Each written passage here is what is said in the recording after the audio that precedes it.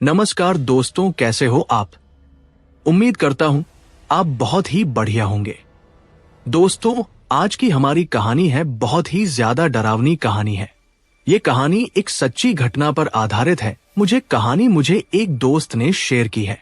दोस्तों, कहानी शुरू करने से पहले मैं बस इतना कहना चाहूंगा कि जो भी नए दोस्त हमारी कहानी सुनाने आए हैं, कहानी को लास्ट तक सुने और अगर ये कहानी आपको पसंद आई हो तो आपके लिए और भी कहानी इसी चैनल पर उपलब्ध है, तो आप एक बार उनको भी सुन लो। अगर आपको सारी कहानी पसंद आए तो आप चैनल को सब्सक्राइब कर सकते हो।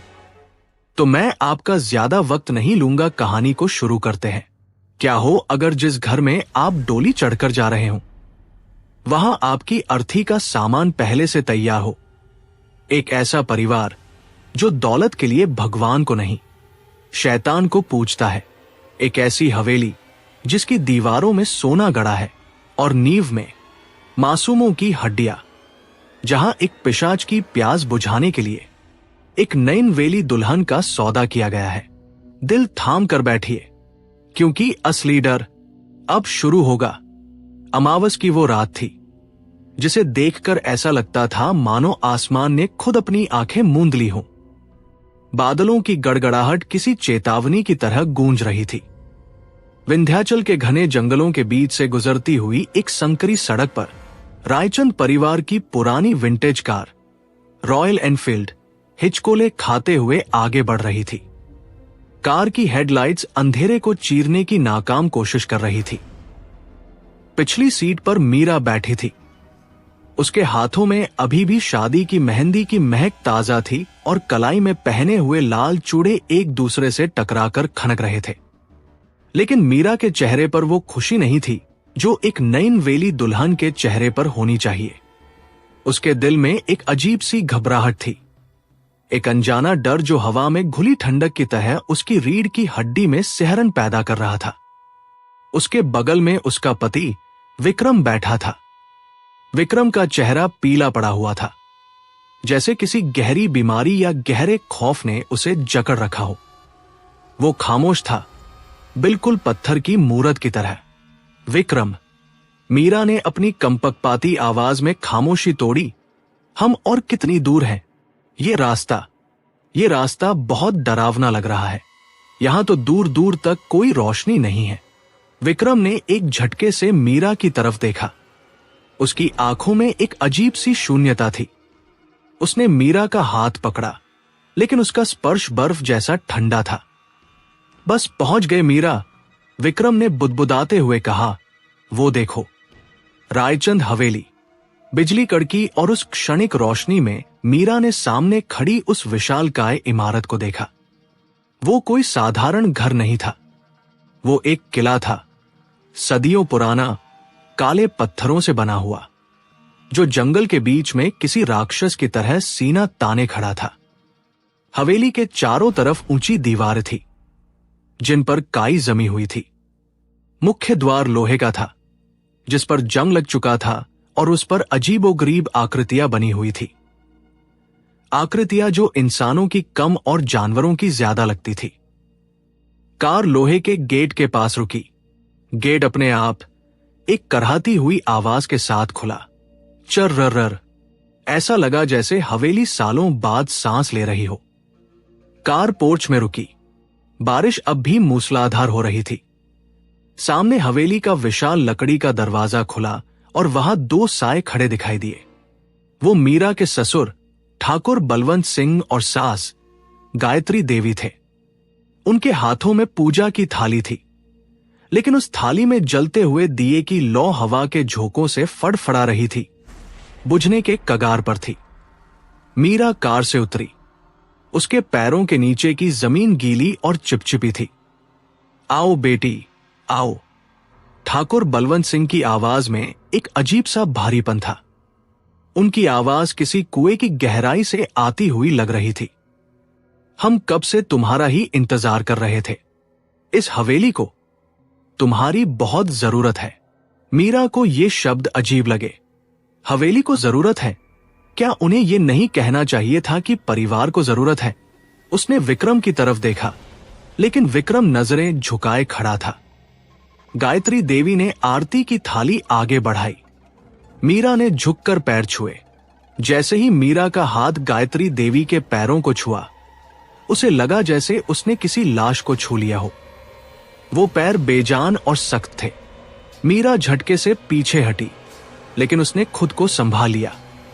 गृह प्रवेश करो बहू, गायत्री देवी ने मुस्कुराते हुए कहा, लेकिन वो मुस्कान उनकी आंखों तक नहीं पहुंच रही थी। उनकी आंखों में लालच की एक चमक थी, ठीक वैसी चमक जो एक शिकारी की आंखों में शिकार को देखकर आती है। मीरा ने जैसे ही दहलीज के अंदर अपना दाहिना पैर रखा, हवेली के अंदर जल रहे सारे झाड़ फानूस एक साथ झिलमिलाने लगे। बिजली की रोशनी कम ज्यादा होने लगी। हवा का एक ठंडा झोंका हवेली के गलियारों से गुजरता हुआ आया, जिसमें एक सड़ी हुई गंध थी, जैसे पुराने खून और ताजे खून की मिलीजुली बदबू। ये कैसी बदबू है माँ जी? मीरा ने अपनी नाक पर पल्लू रखते हुए पूछा। ठाकुर बलवंत सिंह ने जोर से हंसते हुए बात को टाला। हवेली पुरानी है बहू, सीलन की महक है। तुम शहरों में रहने वाली लड़कियां इन पुरानी विरासतों की महक को नहीं समझ पाओगी। ये हमारे पूर्वजों की खुशबू है। अंदर का नजारा देखकर मीरा की आंखें फटी की फटी रह गई। बाहर से डरावनी दिखने वाली हवेली अंदर से किसी राजा के महल से कम नहीं थी। हर तरफ सोने और चांदी की सजावट थी।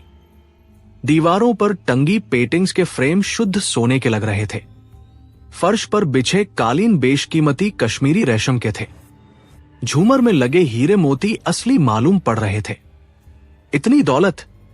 मीरा ने सुना था कि रायचंद परिवार अमीर है, लेकिन इतनी बेहिसाब दौलत उसने कभी सपने में भी नहीं देखी थी।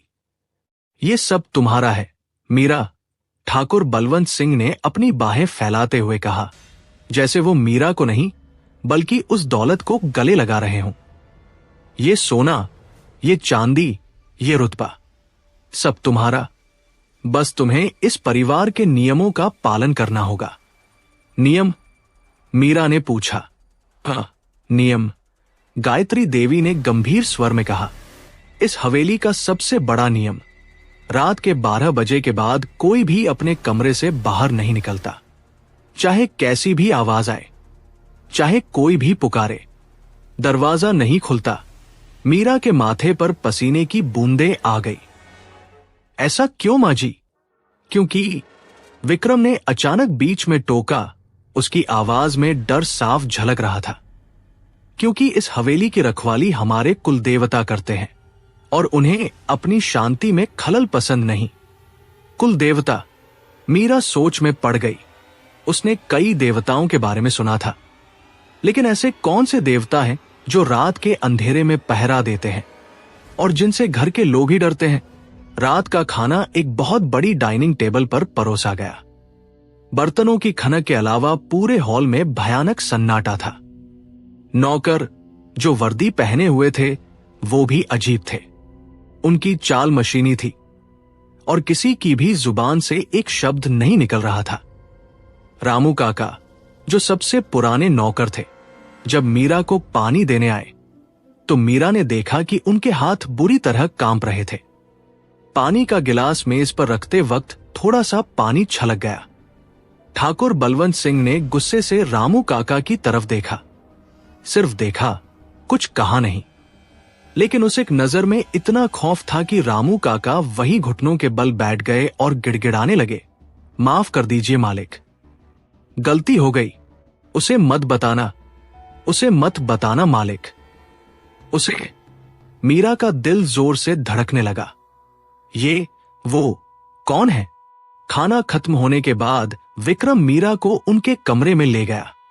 कमरा दूसरी मंजिल पर था, बहुत विशाल और सुंदर, लेकिन वहां भी खिड़कियां लोहे की सलाखों से बंद थी।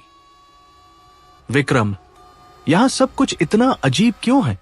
मीरा ने विक्रम का हाथ पकड़कर पूछा। रामू काका किससे डर रहे थे? और वो नियम 12 बजे वाला? विक्रम ने अपना हाथ छुड़ाया और खिड़की की ओर मुड़ गया। मीरा, तुम बहुत सवाल करती हो, थक गई हो, सो जाओ। और याद रखना, मां ने जो कहा, दरवाजा बंद रखना। विक्रम सोफे पर जाकर लेट गया। मीरा बिस्तर पर बैठी रही। नींद उसकी आंखों से कोसों दूर थी। उसने अपनी कलाई घड़ी देखी। रात के 11:55 हो रहे थे। सिर्फ 5 मिनट बचे थे 12 बजने में। बाहर बारिश रुक चुकी थी, लेकिन हवा की साए अब भी जारी थी। ठीक 12 बजे हवेली की बड़ी घड़ी ने घंटा बजाना शुरू किया। Ton ton ton.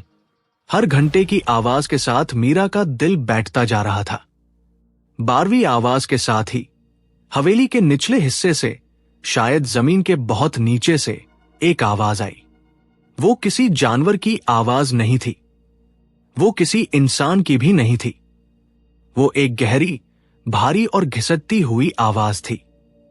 खर्रर खर्रर, जैसे कोई भारी पत्थर जमीन पर घसीटा जा रहा हो, या शायद कोई भारी जंजीर। मीरा ने अपनी सांस रोक ली। वो आवाज दीवारों के जरिए ऊपर आ रही थी। फिर एक और आवाज आई, पायल की छनछनाहट की तरह, लेकिन बहुत भारी, जैसे लोहे के पाव चल रहे हों। मीरा बिस्तर से उतरी और दबे पाव दरवाजे की तरफ बढ़ी। उसने कान दरवाजे से लगा दिए। गलियारे में सन्नाटा था, लेकिन वो सन्नाटा चीख रहा था। तभी उसे अपने ससुर ठाकुर बलवंत सिंह की आवाज सुनाई दी। वो गलियारे में थे, लेकिन वो किसी से बात कर रहे थे। ले आया हूं मालिक। बलवंत सिंह की आवाज में वो रौब नहीं था, बल्कि एक घिनौनी चापलूसी थी। ताजा है, बिल्कुल नई, जैसा आपने मांगा था। बस हमें और सोना चाहिए, और दौलत। मीरा का खून जम गया। क्या मतलब, ताजा है? क्या वो उसके बारे में बात कर रहे थे? फिर एक दूसरी आवाज आई। ये आवाज मीरा ने अपनी जिंदगी में कभी नहीं सुनी थी। ये आवाज ऐसी थी जैसे सूखी पत्तियों को मसला जा रहा हो। एक फफड़ाती हुई, प्यासी आवाज। सब्र बलवंत, सब्र। रक्तिम अमावस्या आने दो, तब तक उसे खिलाओ, पिलाओ। उसकी खुशबू आ रही है मुझे। मीरा खौफ के मारे पीछे हट गई। उसका पैर पास रखे एक खूलदान से टकराया। खट। आवाज बहुत हल्की थी, लेकिन उस सन्नाटे में वो किसी बम धमाके जैसी लगी। गलियारे में बातें बंद हो गई। कौन है वहां? बलवंत सिंह की दहाड़ सुनाई दी। मीरा की सांस अटक गई। उसने जल्दी से दौड़कर बिस्तर पर छलांग लगाई और कंबल ओढ़कर सोने का नाटक करने लगी। उसका दिल इतनी जोर से धड़क रहा था कि उसे लगा विक्रम सुन लेगा। दरवाजे के नीचे से एक परछाई अंदर आई। कोई दरवाजे के ठीक बाहर खड़ा था और अंदर झांकने की कोशिश कर रहा था। दरवाजे का हैंडल धीरे से नीचे हुआ। चर्रर, लेकिन दरवाजा अंदर से लॉक था। कुछ देर तक भारी सांसों की आवाज आती रही, जैसे कोई दरवाजे को सूंघ रहा हो। फिर भारी कदमों की आवाज दूर जाने लगी। मीरा ने कंबल के अंदर ही अपनी आंखें खोली। उसकी आंखों से आंसू बह रहे थे। उसे अब समझ आ रहा था कि वो किसी ससुराल में नहीं, बल्कि एक पिंजरे में आ गई है। एक सोने का पिंजरा, जहां दौलत के भूखे भेड़िए रहते हैं, और उनके ऊपर कोई और है। कोई ऐसा जिसकी भूख सोने से नहीं, खून से मिटती है। उस रात मीरा को एक सपना आया। सपने में उसने देखा कि वो एक अंधेरे तहखाने में है, जहां चारों तरफ सोने के सिक्के बिखरे पड़े हैं, और उन सिक्कों के ढेर के ऊपर एक सिंहासन है। उस सिंहासन पर एक आकृति बैठी है। सूखा हुआ शरीर, लंबी उंगलियां जिनके नाखून चाकू जैसे हैं, और आंखें जो अंगारों की तरह जल रही है। वो आकृति मीरा की तरफ हाथ बढ़ाती है और कहती है, मेरी बहू, मेरा भोजन। मीरा चीख मारकर जागी। सुबह हो चुकी थी। सूरज की किरणें खिड़की से आ रही थी। सब कुछ सामान्य लग रहा था। विक्रम बाथरूम में था, लेकिन मीरा जानती थी कि रात का वो वाकया सपना नहीं था। उसने अपनी कलाई देखी। वहां एक नीला निशान था, जैसे किसी ने रात में उसे बहुत जोर से जकड़ा हो। लेकिन विक्रम तो सोफे पर था और दरवाजा बंद था। फिर ये निशान कहां से आया? तभी दरवाजे पर दस्तक हुई। मीरा बेटी, तैयार हो जाओ। गायत्री देवी की मीठी आवाज आई। आज तुम्हें कुल देवता के मंदिर में माथा टेकने जाना है। तहखाने में। तहखाना। मीरा के रोंगटे खड़े हो गए। वही तहखाना जहां से वो आवाजें आ रही थी। मीरा आईने के सामने बैठी थी। उसकी आंखों के नीचे हल्के काले घेरे पड़ गए थे। सिर्फ एक ही रात में, कल रात जो कुछ हुआ वो उसके दिमाग में किसी डरावनी फिल्म की रील की तरह बार बार चल रहा था। विक्रम कमरे में नहीं था। वो सुबह होते ही गायब हो गया था। तभी दरवाजे पर एक हल्की दस्तक हुई। गायत्री देवी, उसकी सास, हाथ में एक लाल साड़ी और भारी आभूषण लेकर खड़ी थी। जल्दी तैयार हो जाओ बहू। गायत्री देवी की आवाज में मिठास थी, लेकिन वह मिठास जहर जैसी लग रही थी। कुल देवता इंतजार कर रहे हैं। आज तुम्हारी मुंह दिखाई है उनसे। मुंह दिखाई? मीरा को यह शब्द अजीब लगा। कुल देवता से मुंह दिखाई। आमतौर पर यह रस्म रिश्तेदारों के साथ होती है। उसने चुपचाप साड़ी पहन ली। वो गहने जो उसे दिए गए थे वे बेहद पुराने और भारी थे। जब उसने गले में नौलखा हार पहना तो उसे ऐसा लगा जैसे किसी ने उसके गले पर लोहे का ठंडा पट्टा बांध दिया हो। हार में लगे लाल पत्थर खून की बूंदों की तरह चमक रहे थे। वे कमरे से बाहर निकले। हवेली के गलियारे में सन्नाटा था। नौकर दीवारों से सटकर खड़े थे, नजरें झुकाए हुए। मीरा ने महसूस किया कि जैसे ही वो उनके पास से गुजरती वे अपनी सांस रोक लेते थे, जैसे उन्हें डर हो कि उनकी सांस की आवाज भी कोई सुन लेगा। ठाकुर बलवंत सिंह सीढ़ियों के पास खड़े थे। उनके हाथ में एक बड़ी सी पुरानी चाबी थी। आओ बेटी, उन्होंने कहा, और एक ऐसी मुस्कान दी जिसमें दांत तो दिख रहे थे लेकिन हंसी नदारत थी। हमारे परिवार की असली विरासत ऊपर नहीं, नीचे है। वे लोग एक संकरी सीढ़ी की तरफ बढ़े जो हवेली के पिछले हिस्से में थी। यह सीढ़ी नीचे की तरफ जा रही थी, जमीन के अंदर। जैसे जैसे मीरा सीढ़ियां उतर रही थी, हवा ठंडी और भारी होती जा रही थी। वहां एक अजीब सी गंध थी, जैसे बासी खूल, अगरबत्ती और सड़े हुए मांस की मिलीजुली बदबू। मीरा का जी मचलने लगा। उसने अपनी साड़ी के पल्लू से नाक ढक ली। ये बदबू? मीरा ने दबी आवाज में पूछा। बदबू नहीं, खुशबू है, बलवंत सिंह ने कड़े स्वर में कहा। शक्ति की खुशबू। सीढ़ियों के अंत में एक विशालकाय दरवाजा था। यह लकड़ी का नहीं, बल्कि काले पत्थर और लोहे का बना था। उस पर चांदी की परत चढ़ी हुई थी, लेकिन वह काली पड़ चुकी थी। दरवाजे पर अजीबोगरीब चित्र बने हुए थे, आधे इंसान और आधे जानवर, जिनके मुंह से खून टपक रहा था। बलवंत सिंह ने कांपते हाथों से ताले में चाबी डाली। क्लिक, खटाक, ताला खुलने की आवाज गूंज उठी। उन्होंने पूरा जोर लगाकर दरवाजा धकेला। चर्रर, धड़ाम। दरवाजा खुला और अंदर से एक गर्म हवा का झोंका बाहर आया, जो सड़ांत से भरा था। मीरा को लगा कि उसे उल्टी हो जाएगी। अंदर अंधेरा था। सिर्फ कुछ तेल के दिए जल रहे थे, जिनकी रोशनी लाल रंग की थी। अंदर आओ। गायत्री देवी ने मीरा को कोहनी से हल्का धक्का दिया। मीरा के कदम नहीं उठ रहे थे, लेकिन उसे जाना पड़ा। अंदर का नजारा देखकर मीरा की रूह कांप गई। वो कोई मंदिर नहीं था, वहां कोई मूर्ति नहीं थी। कमरे के बीचों बीच एक बहुत बड़ा गड्ढा था, जैसे कोई कुआं हो। उस कुएं के चारों तरफ सोने के सिक्कों के ढेर लगे थे, इतना सोना कि किसी देश का खजाना कम पड़ जाए।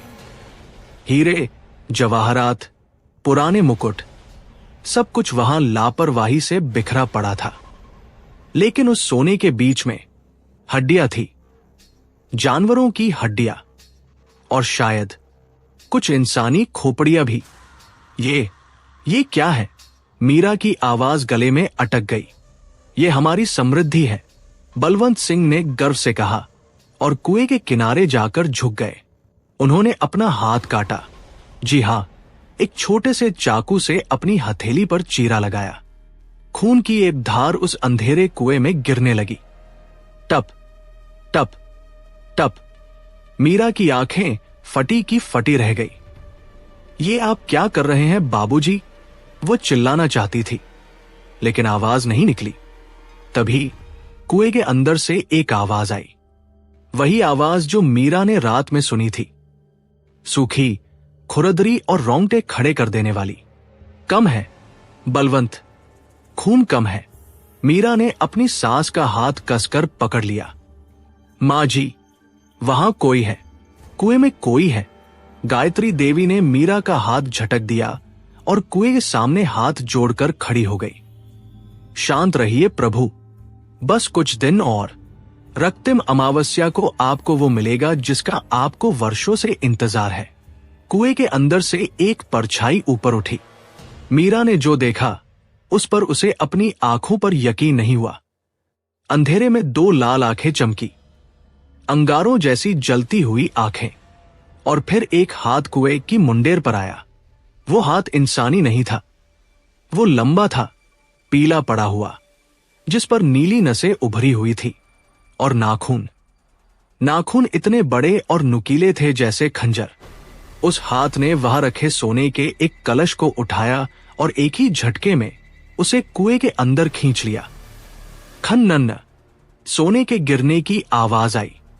बहू, कुएं से आवाज आई। नई बहू, खुशबू अच्छी है, बहुत मीठी। मीरा के पैरों तले जमीन खिसक गई। वह चक्कर खाकर गिरने ही वाली थी कि पीछे से किसी ने उसे थाम लिया। वो विक्रम था। विक्रम का चेहरा पसीने से तरबतर था। चलो यहां से, विक्रम ने फुसफुसाते हुए कहा। उसकी आवाज में इतना डर था कि वो कांप रहा था। पिताजी, रस्म हो गई, अब जाने दीजिए। बलवंत सिंह ने पीछे मुड़कर देखा। उनकी आंखों में वही लालच था जो उस पिशाच की आंखों में महसूस हुआ था। हां, ले जाओ इसे, अभी इसे तैयार करना है, अभी तो ये कच्ची है। विक्रम मीरा को लगभग घसीटते हुए वहां से बाहर लाया। वे सीढ़ियां चढ़कर ऊपर आए, लेकिन मीरा को अभी भी लग रहा था कि वह सड़ांध उसके कपड़ों में बस गई है। अपने कमरे में पहुंचते ही मीरा ने विक्रम को धक्का दिया। विक्रम, क्या था वो? मीरा चीखी। उसका धैर्य अब जवाब दे चुका था। वो भगवान नहीं था विक्रम, वो कोई राक्षस था। और तुम्हारे पिताजी उसे अपना खून और वो हड्डियां, तुम लोग किस नर्क में ले आए हो मुझे? विक्रम ने तुरंत कमरे का दरवाजा लॉक किया और मीरा का मुंह अपने हाथ से बंद कर दिया। चुप, बिल्कुल चुप। विक्रम की आंखों में आंसू थे। अगर उन्होंने सुन लिया तो हम दोनों मारे जाएंगे। कौन है वो लोग और वो चीज क्या है? मीरा ने विक्रम का हाथ हटाते हुए पूछा। वो हाँफ रही थी। विक्रम घुटनों के बल बैठ गया और अपना सिर पकड़ लिया। वो पिशाच है मीरा, विक्रम ने टूटते हुए कहा। मेरे परदादा ने 100 साल पहले उससे सौदा किया था, हमारे खानदान की गरीबी मिटाने के लिए। उस पिशाच ने हमें ये सारी दौलत दी, लेकिन बदले में क्या? मीरा ने धीरे से पूछा, हालांकि उसे जवाब सुनने में डर लग रहा था। बदले में उसे हर 25 साल में एक नई दुल्हन चाहिए होती है। विक्रम ने सिर उठाकर मीरा की तरफ देखा। उसकी आंखों में पछतावा और लाचारी थी। रक्तिम अमावस्या की रात, जो अब से ठीक 7 दिन बाद है, उस रात वो तुम्हें। विक्रम की बात पूरी होने से पहले ही मीरा समझ गई। उसके पैरों में जान नहीं रही। वो धम से जमीन पर बैठ गई। तो ये शादी नहीं थी, ये एक सौदा था। उसे ब्याह कर नहीं लाया गया था, उसे एक भोजन के रूप में परोसा गया था। तुम जानते थे? मीरा की आवाज कांप रही थी। तुमने मुझसे शादी सिर्फ इसलिए की ताकि मुझे उस जानवर को खिला सको। मैं मजबूर हूं मीरा। विक्रम रोने लगा। अगर मैं ऐसा नहीं करता तो वो मेरे पूरे खानदान को खा जाता। पिताजी ने कहा था कि अगर मैं शादी नहीं करूंगा तो वो मेरी मां को मार देगा। मैं डरपोक हूं मीरा, मैं कायर हूं। मीरा को विक्रम पर घिन आ रही थी। उसने अपनी शादी की चूड़ियां देखने के लिए हाथ उठाया, वही लाल चूड़ा जो सुहाग की निशानी होता है। आज उसे हथकड़ी जैसा लग रहा था। मुझे यहां से जाना है। मीरा खड़ी हो गई। उसकी आंखों में अब आंसू नहीं बल्कि भागने की तड़प थी। मैं अभी इसी वक्त पुलिस को बुलाऊंगी।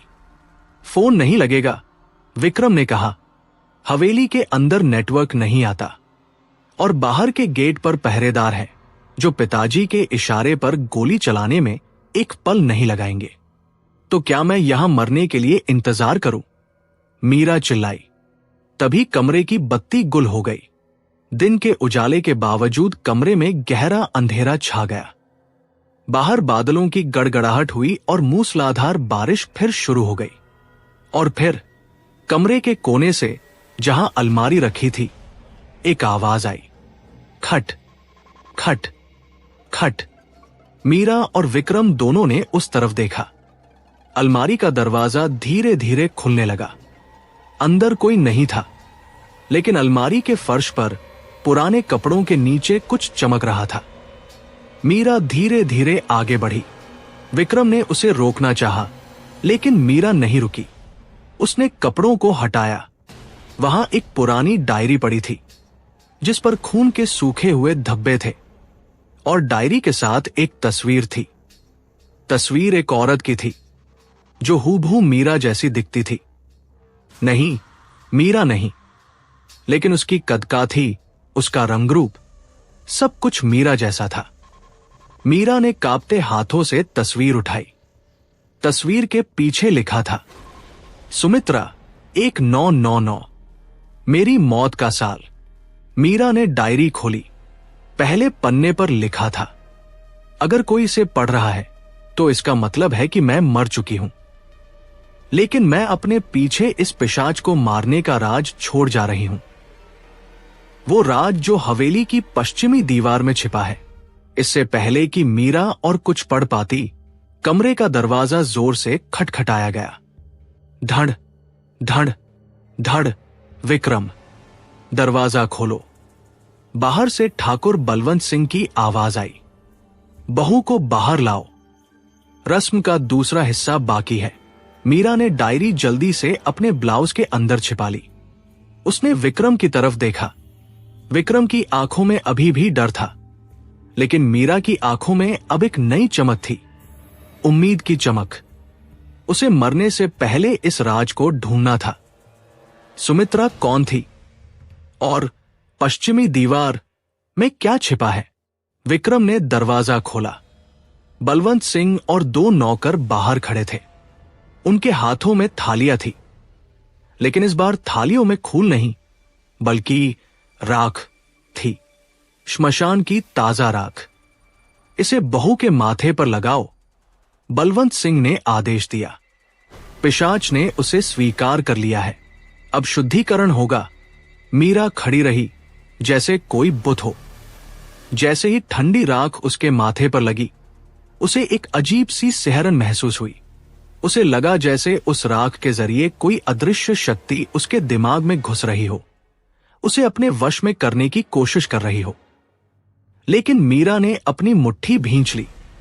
उसके सीने के पास छिपी वो डायरी उसे हिम्मत दे रही थी। खेल शुरू हो चुका था। एक तरफ सदियों पुराना भूखा पिशाच और उसका लालची परिवार, और दूसरी तरफ एक अकेली जान। लेकिन वो नहीं जानते थे कि शिकार अब शिकारी बनने की सोच रहा है। रात के 2 बज रहे थे। बाहर झिंगुरों की आवाज के सिवाय पूरी दुनिया खामोश थी। लेकिन रायचंद हवेली जाग रही थी। हवेली की दीवारें जाग रही थी। मीरा अपने बिस्तर पर लेटी थी, लेकिन उसकी आंखों में नींद का एक कतरा भी नहीं था। उसके बगल में विक्रम सो रहा था।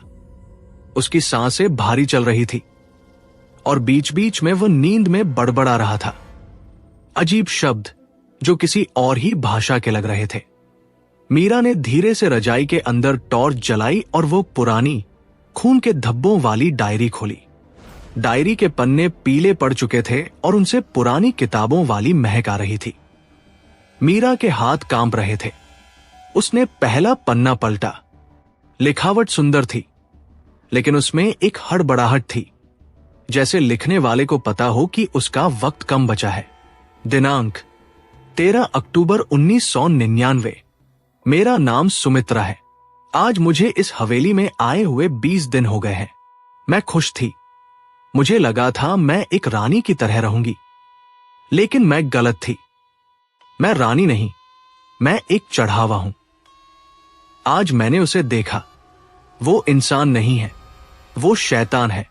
ससुर जी उसे मालिक कहते हैं। वो उसे तहखाने में रखते हैं। वो खून पीता है और अब उसे मेरा खून चाहिए। लेकिन मुझे एक राज पता चला है। रामू काका, जब वो शराब के नशे में थे, उन्होंने बड़बड़ाया था। उन्होंने कहा था कि पिशाच अजय नहीं है, उसकी जान उस तहखाने में नहीं है। उसकी जान पश्चिमी दीवार, वेस्टर्न वॉल में कैद है। मीरा की सांस अटक गई। पश्चिमी दीवार। उसने पन्ना पलटा। वहां एक नक्शा बना हुआ था, हवेली का नक्शा। उसमें एक जगह पर लाल स्याही से, शायद खून से, एक क्रॉस एक्स का निशान बना था। यह निशान हवेली के सबसे पुराने हिस्से की तरफ इशारा कर रहा था। वो हिस्सा जो खंडहर हो चुका था और जहां जाने की मनाही थी। मीरा ने आगे पढ़ा। उस दीवार के अंदर एक तांबे का कलश है। उस कलश में उस पिशाच का इंसानी दिल रखा है। जब तक वो दिल धड़कता रहेगा, पिशाच जिंदा रहेगा। उसे मारने का सिर्फ एक ही तरीका है। उस दिल को अमावस्या की रात उसी कुएं में जलाना होगा जहां वो रहता है। मैं आज रात वहां जा रही हूं। अगर मैं वापस नहीं आई तो समझ लेना कि मैं मारी गई। मेरी आत्मा शायद कभी मुक्त ना हो पाए, लेकिन मेरी डायरी शायद किसी को बचा ले। डायरी यहीं खत्म हो गई। आखिरी पन्ने पर स्याही फैली हुई थी, जैसे लिखते वक्त किसी ने सुमित्रा का हाथ पकड़ लिया हो। मीरा की आंखों से आंसू गिर रहे थे। सुमित्रा मारी गई थी 25 साल पहले, और अब वही इतिहास खुद को दोहराने जा रहा था। पश्चिमी दीवार। मीरा ने बुदबुदाया। तभी विक्रम ने नींद में करवट बदली और मीरा का हाथ जोर से पकड़ लिया। उसकी पकड़ इतनी सख्त थी कि मीरा की चीख निकलते निकलते रह गई। मत जाओ, विक्रम नींद में बोल रहा था, लेकिन उसकी आवाज विक्रम की नहीं थी। वो आवाज भारी और खुरदरी थी। मत जाओ सुमित्रा, वो तुम्हें देख लेगा। मीरा का खून जम गया। विक्रम उसे सुमित्रा क्यों बुला रहा था? क्या विक्रम के अंदर? मीरा ने झटके से अपना हाथ छुड़ाया। विक्रम फिर से शांत हो गया। मीरा ने टॉर्च बंद की और बिस्तर से उतरी। उसे आज ही अभी उस पश्चिमी दीवार को ढूंढना था। उसके पास वक्त बहुत कम था। रक्तिम अमावस्या आने में सिर्फ 6 दिन बचे थे। वह दबे पांव कमरे से बाहर निकली। गलियारे में घुप अंधेरा था। सिर्फ कहीं कहीं खिड़की से आती हुई चांदनी फर्श पर पड़ रही थी। हर कदम पर लकड़ी का फर्श चरमराहट कर रहा था। चर चर, हर आवाज मीरा के दिल की धड़कन बढ़ा रही थी। वह नक्शे के हिसाब से हवेली के पश्चिमी हिस्से की तरफ बढ़ी। यह हिस्सा बाकी हवेली से अलग था। यहां की दीवारों पर प्लास्टर उखड़ा हुआ था। जाले लगे हुए थे। धूल की एक मोटी परत हर चीज पर जमी थी। यहां की हवा में ठंडक ज्यादा थी। इतनी ठंडक कि मीरा के दांत किटकिटाने लगे। चलते चलते वो एक बड़े से हॉल में पहुंची। यहां छत टूटी हुई थी और ऊपर से सीधा आसमान दिख रहा था। हॉल के अंत में एक दीवार थी, एक बहुत बड़ी सपाट दीवार। उस पर कोई खिड़की नहीं थी, कोई दरवाजा नहीं था, बस ईंटें थी। मीरा दीवार के पास गई। उसने अपना हाथ दीवार पर रखा। दीवार गर्म थी। बाहर इतनी ठंड थी, लेकिन यह दीवार ऐसे तप रही थी जैसे इसके पीछे आग जल रही हो। और फिर मीरा ने महसूस किया। धक धक धक धक। दीवार के अंदर से एक कंपन आ रहा था, बिल्कुल किसी दिल की धड़कन जैसा। मीरा ने अपना कान दीवार से लगाया। हल्की हल्की आवाजें आ रही थी, जैसे लाखों कीड़े रेंग रहे हों, और उनके बीच एक धीमी लयबद्ध आवाज, लुबडब लुबडब। यही है, मीरा ने सोचा। सुमित्रा सच कह रही थी। पिशाच का दिल यही है। वह दीवार को टटोलने लगी कि कहीं कोई गुप्त दरवाजा या कोई ईंट ढीली हो। उसकी उंगलियां एक उभरी हुई ईंट पर रुकी। उसने उसे दबाने की कोशिश की। तभी उसके पीछे से एक परछाई गुजरी। मीरा झटके से पलटी। कौन है? वहां कोई नहीं था। सिर्फ पुराने पर्दे हवा में हिल रहे थे। लेकिन मीरा को पक्का यकीन था कि उसने किसी को देखा है। एक औरत की परछाई, लंबी बालों वाली, जिसकी गर्दन टेढ़ी थी। सुमित्रा, मीरा ने धीरे से पुकारा। हवा का एक झोंका आया और पास रखे एक पुराने झूमर को हिला गया। झूमर की कांच की लटकने आपस में टकराई। छन छन छन। उस आवाज ने सन्नाटे को चीर दिया। अचानक मीरा को लगा कि दीवार उसके पीछे खिसक रही है। उसने मुड़कर देखा। ईंटें अपनी जगह से हिल रही थी। उस दीवार के बीचों बीच एक दरार बन रही थी। दरार में से लाल रंग की रोशनी बाहर आ रही थी। मीरा उस दरार में झांकने के लिए आगे बढ़ी। अंदर का नजारा भयानक था। दीवार के अंदर एक छोटा सा आला, नीश था। वहां एक तांबे का कलश रखा था, और वो कलश हिल रहा था। उसके अंदर से वो धक धक की आवाज अब बहुत तेज हो गई थी। जैसे ही मीरा ने हाथ बढ़ाया, एक अदृश्य शक्ति ने उसे जोर से पीछे धकेल दिया। मीरा फर्श पर जा गिरी। मेरी चीज। हॉल में एक फुसफुसाहट गूंजी। ये आवाज किसी एक दिशा से नहीं आ रही थी, बल्कि चारों तरफ से आ रही थी। दूर रहो बहू, दूर रहो। मीरा खड़ी हुई और भागने के लिए मुड़ी, लेकिन दरवाजे पर एक साया खड़ा था। वो ठाकुर बलवंत सिंह थे। उनके हाथ में एक पुरानी लालटेन थी। लालटेन की रोशनी उनके चेहरे पर पड़ रही थी, जिससे उनकी परछाई दीवार पर किसी राक्षस जैसी लग रही थी। उनकी आंखों में गुस्सा नहीं, बल्कि एक अजीब सी शांति थी। रास्ता भटक गई हो क्या, बहू? बलवंत सिंह की आवाज बहुत धीमी और खतरनाक थी। इस हिस्से में तो हम भी नहीं आते। यहां यादें रहती हैं, बुरी यादें। मीरा कांप रही थी। बाबूजी, वो दीवार, उसके अंदर। बलवंत सिंह धीरे धीरे मीरा की तरफ बढ़े। तुमने क्या देखा, मीरा? मैंने कुछ नहीं देखा। मीरा पीछे हटती गई। झूठ। बलवंत सिंह दहाड़े। उनकी आवाज से हॉल गूंज उठा। तुम सुमित्रा की तरह चालाक हो। वो भी यहीं आई थी। उसे भी लगा था कि वो जीत जाएगी, लेकिन पता है उसका क्या हुआ? बलवंत सिंह ने अपनी लालटेन ऊपर उठाई और दीवार के एक कोने की तरफ इशारा किया।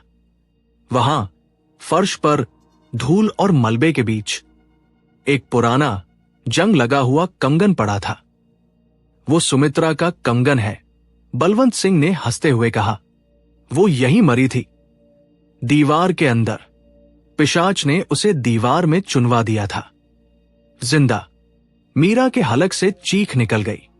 नहीं, हां। बलवंत सिंह मीरा के बिल्कुल करीब आ गए। और अगर तुमने ज्यादा होशियारी दिखाई तो अगली ईंट तुम्हारी होगी। तभी विक्रम वहां दौड़ता हुआ आया। वो हांफ रहा था। पिताजी, विक्रम चिल्लाया। छोड़ दीजिए उसे, वो रास्ता भूल गई थी। बलवंत सिंह ने विक्रम को घूर कर देखा।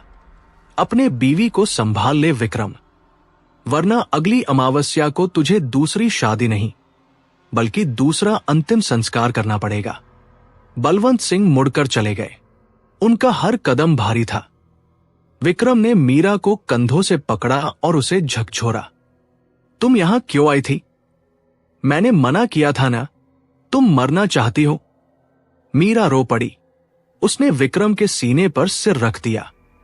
विक्रम, वहां दिल है, मैंने सुना, पिशाच का दिल, हम उसे खत्म कर सकते हैं। विक्रम एकदम शांत हो गया। उसने मीरा को खुद से अलग किया और उसकी आंखों में देखा। हम उसे खत्म नहीं कर सकते मीरा, विक्रम ने हताशा से कहा। उस दीवार को तोड़ने के लिए हमें पिशाच की अनुमति चाहिए होगी। क्या मतलब? वो दीवार साधारण ईंटों की नहीं बनी है, विक्रम ने कांपती आवाज में बताया। वो दीवार उन औरतों की हड्डियों और राख से बनी है जिन्हें उसने मारा है। उसे सिर्फ एक ही चीज तोड़ सकती है। क्या? मीरा ने पूछा। एक पवित्र आत्मा की स्वेच्छा से दी गई बलि। विक्रम की आवाज लगभग गायब हो गई थी। सुमित्रा ने कोशिश की थी, लेकिन वो डर गई थी। उसकी बलि स्वेच्छा से नहीं थी, इसलिए दीवार नहीं टूटी। वो दीवार उसे निगल गई। मीरा सन्न रह गई। पिशाच को मारने का रास्ता तो पता चल गया था, लेकिन वो रास्ता खुद मौत से होकर गुजरता था। वे दोनों कमरे में वापस आ गए, लेकिन उस रात मीरा को नींद नहीं आई। उसे बस वो दीवार याद आ रही थी और वो कंगन। लेकिन मीरा ने एक फैसला कर लिया था। वो सुमित्रा की तरह नहीं मरेगी, वो लड़ेगी। अगले दिन सुबह मीरा ने एक अजीब बदलाव महसूस किया। जब वह सोकर उठी तो उसके तकिए के नीचे कुछ था। उसने तकिया उठाया। वहां एक लोहे की कील रखी थी, पुरानी, जंग लगी हुई, और उस पर कुछ धागे बंधे थे। ये कील वहां कैसे आई? तभी उसने देखा कि विक्रम बाथरूम में है और शीशे के सामने खड़ा है। वो कुछ गुनगुना रहा था। मीरा ने ध्यान से सुना। विक्रम गा रहा था, नहीं, मंत्र पढ़ रहा था। और शीशे में विक्रम का अक्स नहीं दिख रहा था। शीशे में विक्रम की जगह कोई और खड़ा था, एक धुंधला साया। मीरा की सांसें रुक गई। क्या विक्रम अब विक्रम नहीं रहा? क्या पिशाच ने उसके पति के शरीर पर कब्जा करना शुरू कर दिया है? मीरा ने उस लोहे की कील को अपनी हथेली पर रखा। वो साधारण कील नहीं थी, वो भारी थी, ठंडी थी, और उस पर अजीब सी नक्काशी की गई थी, शायद संस्कृत या किसी और प्राचीन भाषा के मंत्र। कील के सिर पर एक छोटा सा लाल धागा बंधा था, जो अब काला पड़ चुका था। ये यहां कैसे आई? मीरा ने खुद से सवाल किया। तभी बाथरूम का दरवाजा खुला। विक्रम बाहर आया। मीरा ने झटके से कील अपनी मुट्ठी में छिपा ली और हाथ पीछे कर लिया। विक्रम का चेहरा धुला हुआ था, बाल संवरे हुए थे, लेकिन उसकी चाल में एक अजीब सा अकड़पन था। वो ऐसे चल रहा था जैसे उसके जोड़ों में जंग लग गया हो। तुम अभी तक तैयार नहीं हुई?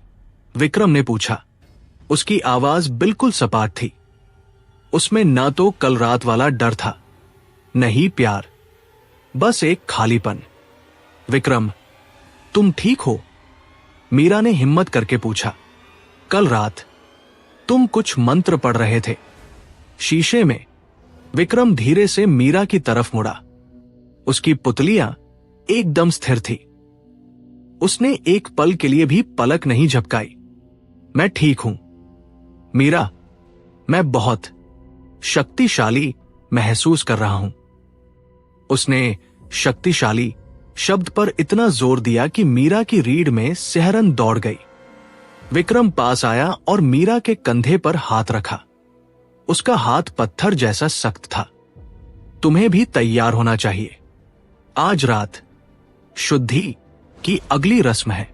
विक्रम कमरे से बाहर चला गया। मीरा ने गहरी सांस ली। उसे पता था कि वो विक्रम नहीं था। कम से कम वो विक्रम तो नहीं जिससे उसने शादी की थी। मीरा ने कील को अपनी साड़ी के पल्लू में कसकर बांध लिया। उसे सुमित्रा की डायरी याद आई। पश्चिमी दीवार, क्या इस कील का उस दीवार से कोई लेना देना है? मीरा कमरे से निकली। उसे रामू काका को ढूंढना था। वही एक इंसान थे जो इस हवेली में सबसे पुराने थे और शायद सबसे ज्यादा जानते थे। रसोई में रामू काका बर्तन साफ कर रहे थे। उनके हाथ अब भी कांप रहे थे। मीरा ने इधर उधर देखा कि कोई सुन तो नहीं रहा। काका, मीरा ने धीरे से पुकारा। बर्तनों की खनक रुक गई। रामू काका ने पीछे मुड़कर देखा। उनकी आंखों में मीरा के लिए दया थी और बेबसी भी। बहू रानी, आप यहां क्यों आई? मालकिन देख लेंगी। मीरा ने बिना वक्त गवाए अपनी साड़ी के पल्लू से वो कील निकाली और काका के सामने कर दी। ये क्या है काका? ये मेरे तकिए के नीचे मिली। सच सच बताइए, वरना मैं अभी सबके सामने चिल्लाऊंगी। रामू काका की आंखें उस कील को देखते ही खैल गई। उनके हाथ से लोटा छूटकर गिर गया। ठन्न। उन्होंने जल्दी से लोटा उठाया और मीरा को कोने में खींच लिया। चुप रहिए बहू रानी, रामू काका फुसफुसाए। उनका चेहरा डर से पीला पड़ गया था। ये कील नहीं है, ये बंधन है। पिशाच बंधन, पिशाच बंधन।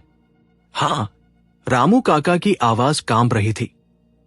25 साल पहले जब सुमित्रा बहू आई थी तो वो अपने साथ एक अघोरी बाबा को लेकर आई थी।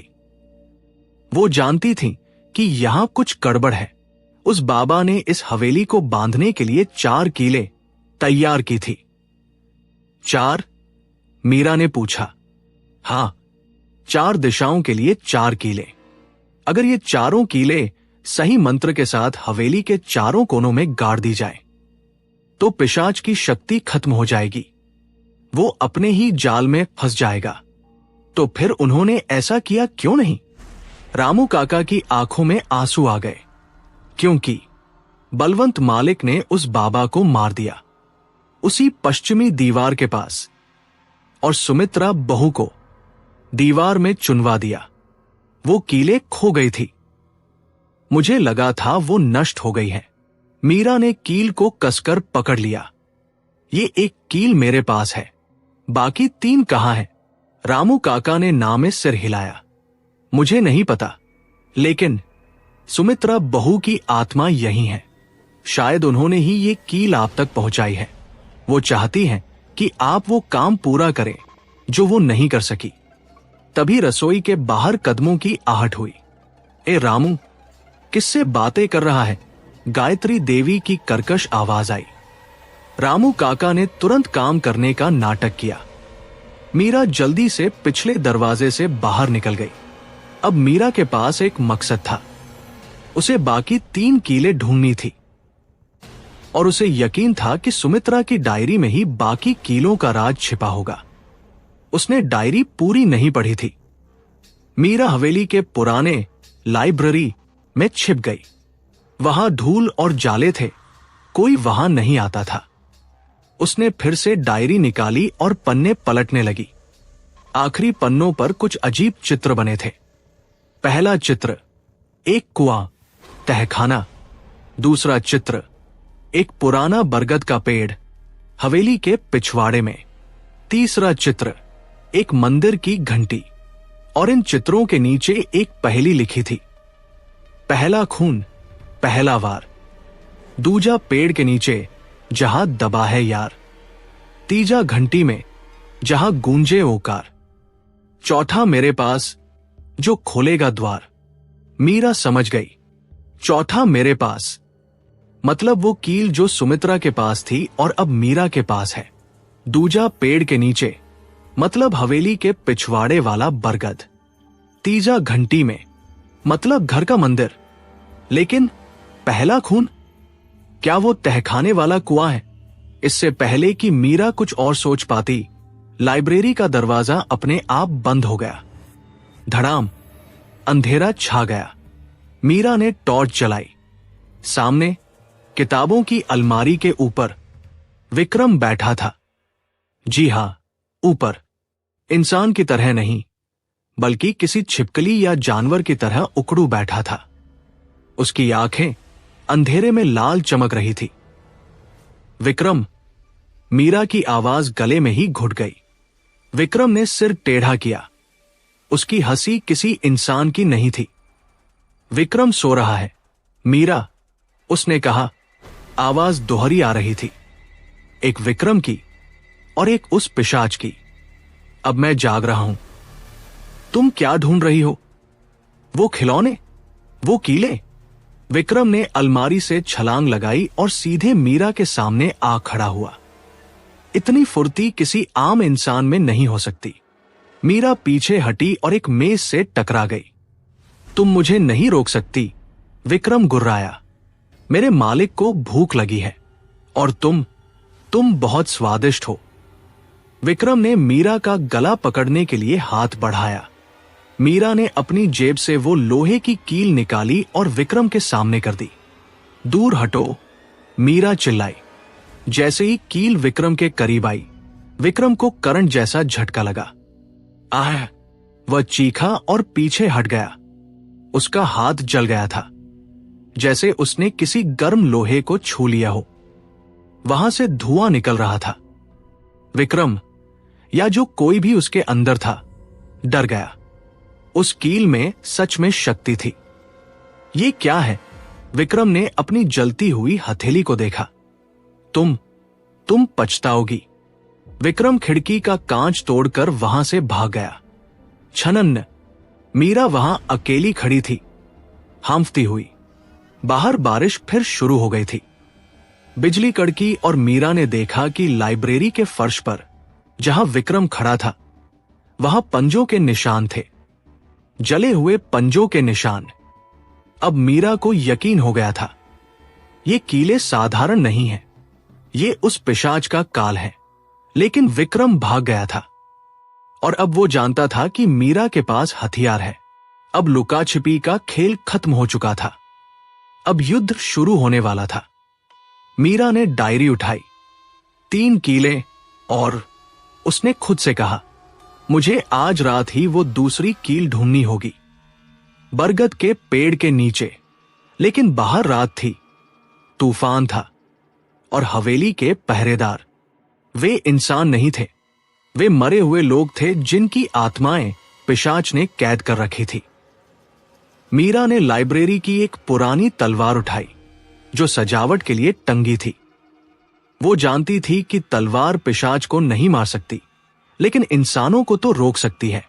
उसने दरवाजा खोला और तूफान में कदम रख दिया। बरगद का पेड़ हवेली के पिछवाड़े में था, वही जगह जहां सुमित्रा ने लिखा था, जहां दबा है यार। क्या वहां किसी की लाश दबी है? शायद उस अघोरी बाबा की। जैसे ही मीरा पिछवाड़े में पहुंची, उसने देखा कि बरगद के पेड़ के नीचे कोई खड़ा है, बारिश में भीगता हुआ एक साया। वो साया धीरे धीरे मुड़ा। वो गायत्री देवी थी। उनकी सास, उनके हाथ में एक कुदाल थी। वो जमीन खोद रही थी। बहुत देर कर दी बहू, गायत्री देवी ने मुस्कुराते हुए कहा। उनका चेहरा बारिश में धुला हुआ और भयावह लग रहा था। मैं जानती थी तुम यहां आओगी। सुमित्रा भी आई थी। गायत्री देवी ने कुदाल उठाई और मीरा की तरफ बढ़ी। तुम्हें क्या लगा? हम बेवकूफ हैं, हम सब जानते हैं। और वो कील, वो अब मुझे दे दो। मीरा ने तलवार तान ली। पीछे हटो मां जी, मैं वो मीरा नहीं हूं जो कल आई थी। गायत्री देवी जोर से हंसी। अरे पगली, तू तलवार से लड़ेगी? हम इस पिशाच के भक्त हैं, हमें मौत नहीं आती। गायत्री देवी ने अपनी गर्दन को एक झटके से टेढ़ा कर लिया, इतना टेढ़ा कि हड्डी टूटने की आवाज आई कटक।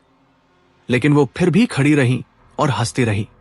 मीरा समझ गई कि वो इंसानों से नहीं, बल्कि पिशाच के गुलामों से घिरी हुई है। तभी बरगद के पेड़ की जड़ों के बीच से एक हाथ बाहर निकला, सड़ागला हाथ। उस हाथ ने गायत्री देवी का पैर पकड़ लिया। ये कौन था? क्या जहां दबा है यार का मतलब वो अघोरी बाबा वापस आ रहे थे, या सुमित्रा? आसमान में बिजली कड़की और उस नीली रोशनी में मीरा ने जो देखा, उससे उसकी रूह कांप गई। बरगद की जड़ों के बीच से निकला वो सड़ागला हाथ किसी साधारण इंसान का नहीं था।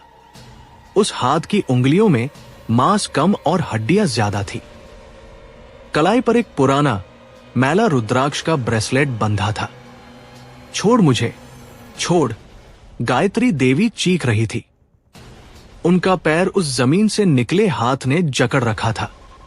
उनकी आवाज में दर्द नहीं, बल्कि एक जंगली गुस्सा था। मीरा समझ गई, यह वही अघोरी बाबा है जिसका जिक्र सुमित्रा की डायरी में था। जहां दबा है यार, यानी वो दोस्त, वो बाबा जिसे बलवंत सिंह ने मारकर यहीं गाड़ दिया था। उसकी आत्मा या शायद उसका शरीर मीरा की मदद के लिए जाग उठा था। भागो मीरा, हवा में एक सरसराहट हुई, जैसे किसी ने उसके कान में फुसफुसाया हो। मीरा ने अपनी तलवार कसकर पकड़ी और पेड़ की तरफ दौड़ी। उसे दूसरी कील ढूंढनी थी। गायत्री देवी ने मीरा को अपनी तरफ आते देखा। उन्होंने अपना दूसरा पैर हवा में उठाया और मीरा के पेट में जोरदार लात मारी। धम! मीरा कीचड़ में जा गिरी।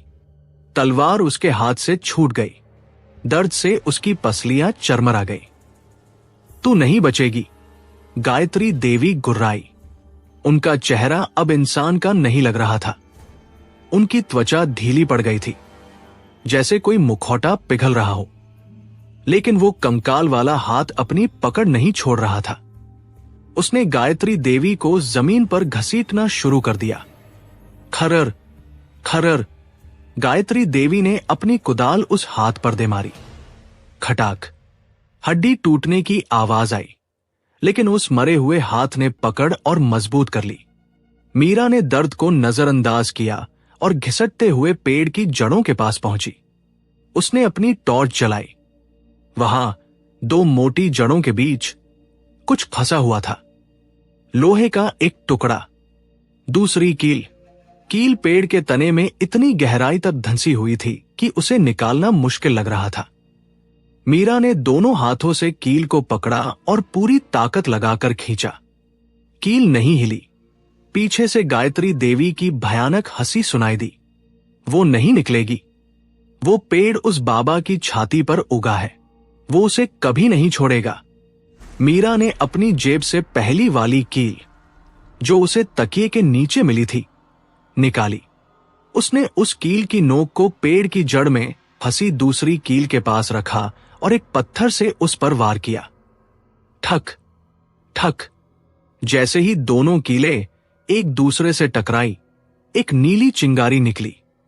जाजा जाजा तता, पेड़ का तना कांपने लगा। ऐसा लगा जैसे पेड़ को दर्द हो रहा हो। तने से एक गाढ़ा लाल चिपचिपा द्रव बहने लगा, खून जैसा। मीरा ने एक और जोरदार झटका दिया और दूसरी कील बाहर आ गई। उसी पल जमीन के अंदर से एक गहरी करहा सुनाई दी। मुक्ति!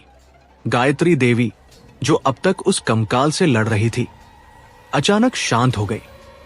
वो कंकाल वाला हाथ भी मिट्टी में वापस चला गया। सब कुछ थम गया।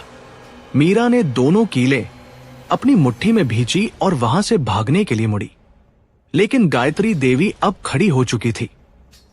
उनका सिर एक तरफ लुढ़का हुआ था, जैसे गर्दन की हड्डी टूट गई हो। तूने मेरा खेल बिगाड़ दिया, गायत्री देवी ने टूटी फूटी आवाज में कहा। उनकी गर्दन से काली नसें उभर आई थी। मीरा ने बिना जवाब दिए दौड़ लगा दी। बारिश उसके चेहरे पर थप्पड़ की तरह लग रही थी। वो पिछवाड़े से निकलकर हवेली के पिछले दरवाजे की तरफ भागी। जैसे ही मीरा ने हवेली के अंदर कदम रखा, वो ठिठक गई।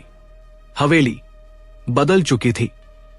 दीवारों पर लगा महंगा पेंट उखड़ रहा था। उसकी जगह दीवारों से लाल रंग का पानी रिस रहा था। टप टप टप, फर्श पर खून के छोटे छोटे तालाब बन गए थे। छत से लटकते झूमर अब सोने के नहीं, बल्कि हड्डियों के ढांचे लग रहे थे। हवेली अपना असली रूप दिखा रही थी। ये कोई आलीशान घर नहीं, बल्कि एक विशालकाय आंत थी, जो अपने अंदर मौजूद हर चीज को पचा रही थी। विक्रम! मीरा चिल्लाई। विक्रम, तुम कहां हो? कोई जवाब नहीं आया। सिर्फ हवा की साय साय थी जो किसी के रोने जैसी लग रही थी। मीरा को अब तीसरी कील ढूंढनी थी। सुमित्रा की पहेली याद आई। तीजा घंटी में जहां गूंजे ओकार, मंदिर, घर का टप टप। फर्श पर खून के छोटे छोटे तालाब बन गए थे। छत से लटकते झूमर अब सोने के नहीं बल्कि हड्डियों के ढांचे लग रहे थे। हवेली अपना असली रूप दिखा रही थी। ये कोई आलीशान घर नहीं बल्कि एक विशालकाय आंत थी जो अपने अंदर मौजूद हर चीज को पचा रही थी। विक्रम, मीरा चिल्लाई, विक्रम तुम कहाँ हो? कोई जवाब नहीं आया। सिर्फ हवा की साय साय थी जो किसी के रोने जैसी लग रही थी। मीरा को अब तीसरी कील ढूंढनी थी। सुमित्रा की पहेली याद आई। तीजा घंटी में जहां गूंजे ओकार, मंदिर, घर का मंदिर। मीरा दौड़ती हुई पूजा घर की तरफ गई। पूजा घर हवेली के बीचों बीच था। वहां पहुंचकर मीरा ने देखा कि मंदिर का दरवाजा खुला है, लेकिन अंदर जो मूर्तियां थी वो भगवान की नहीं थी। सारी मूर्तियों का मुंह दीवार की तरफ घुमा हुआ था और उनकी पीठ पर पंजों के निशान थे। कमरे के बीच में एक विशाल पीतल का घंटा बैल लटक रहा था। उस पर धूल की मोटी परत जमी थी, जैसे सालों से किसी ने उसे नहीं बजाया हो। मीरा धीरे धीरे घंटे के पास गई। उसका दिल जोर जोर से धड़क रहा था। उसने टॉर्च की रोशनी घंटे के अंदर डाली। घंटे का लोलक गायब था। उसकी जगह वहां एक लंबी जंग लगी हुई लोहे की कील लटक रही थी। तीसरी कील। मीरा ने राहत की सांस ली। 3 कीलें मिल गई। अब बस एक और बाकी है। उसने हाथ बढ़ाया और घंटे के अंदर से उस कील को खोलने की कोशिश की। कील एक धागे से बंधी थी। जैसे ही मीरा ने धागा तोड़ा, घंटा अपने आप बज उठा। टन्नन नन नन नन। आवाज इतनी तेज थी कि मीरा को अपने कान बंद करने पड़े। लेकिन यह सिर्फ एक घंटे की आवाज नहीं थी, ये एक अलार्म था। हवेली जाग गई थी। अचानक मंदिर के चारों कोनों में रखे दिए अपने आप जल उठे। उनकी लौ पीली नहीं बल्कि हरी थी और उन दियों की रोशनी में मीरा ने देखा कि मंदिर के फर्श पर एक परछाई पड़ रही है। यह परछाई किसी इंसान की नहीं थी। ये एक विशालकाय चमगादड़ जैसी आकृति थी जिसके पंख फैले हुए थे। कौन? मीरा ने पीछे मुड़कर देखा। वहां ठाकुर बलवंत सिंह खड़े थे, लेकिन अब वो ठाकुर बलवंत सिंह नहीं लग रहे थे। उनकी आंखें पूरी तरह काली हो चुकी थी। पुतलियां, सफेदी, सब गायब। सिर्फ काला अंधेरा। उनके मुंह से लार टपक रही थी। घंटा बजा दिया, बहू। बलवंत सिंह की आवाज ऐसी थी जैसे कई लोग एक साथ बोल रहे हों। मालिक को जगा दिया, अब वो तुम्हें लेने आ रहे हैं। बलवंत सिंह ने अपनी दोनों बाहें फैलाई। उनकी उंगलियों के नाखून बढ़कर पंजों में बदल गए। कीले मुझे दे दो। उन्होंने हाथ बढ़ाया। मीरा पीछे हटी और दीवार से सट गई। उसके पास भागने का कोई रास्ता नहीं था। एक तरफ बलवंत सिंह, दूसरी तरफ खून रोती दीवारें। मीरा ने अपनी मुट्ठी में वो तीनों कीले कस ली। कभी नहीं, मीरा चिल्लाई, मैं इस खेल को खत्म करके रहूंगी। बलवंत सिंह जोर से हंसे। खेल तो अब शुरू हुआ है। सुमित्रा, ओ माफ करना मीरा, तुम सब एक जैसी हो, भोली और मरने के लिए तैयार। बलवंत सिंह ने झपट्टा मारा। ठीक उसी वक्त मंदिर की छत से कुछ गिरा। धड़ाम। धूल का एक गुबार उठा। जब धूल छटी तो मीरा ने देखा कि बलवंत सिंह और उसके बीच में कोई खड़ा है। विक्रम।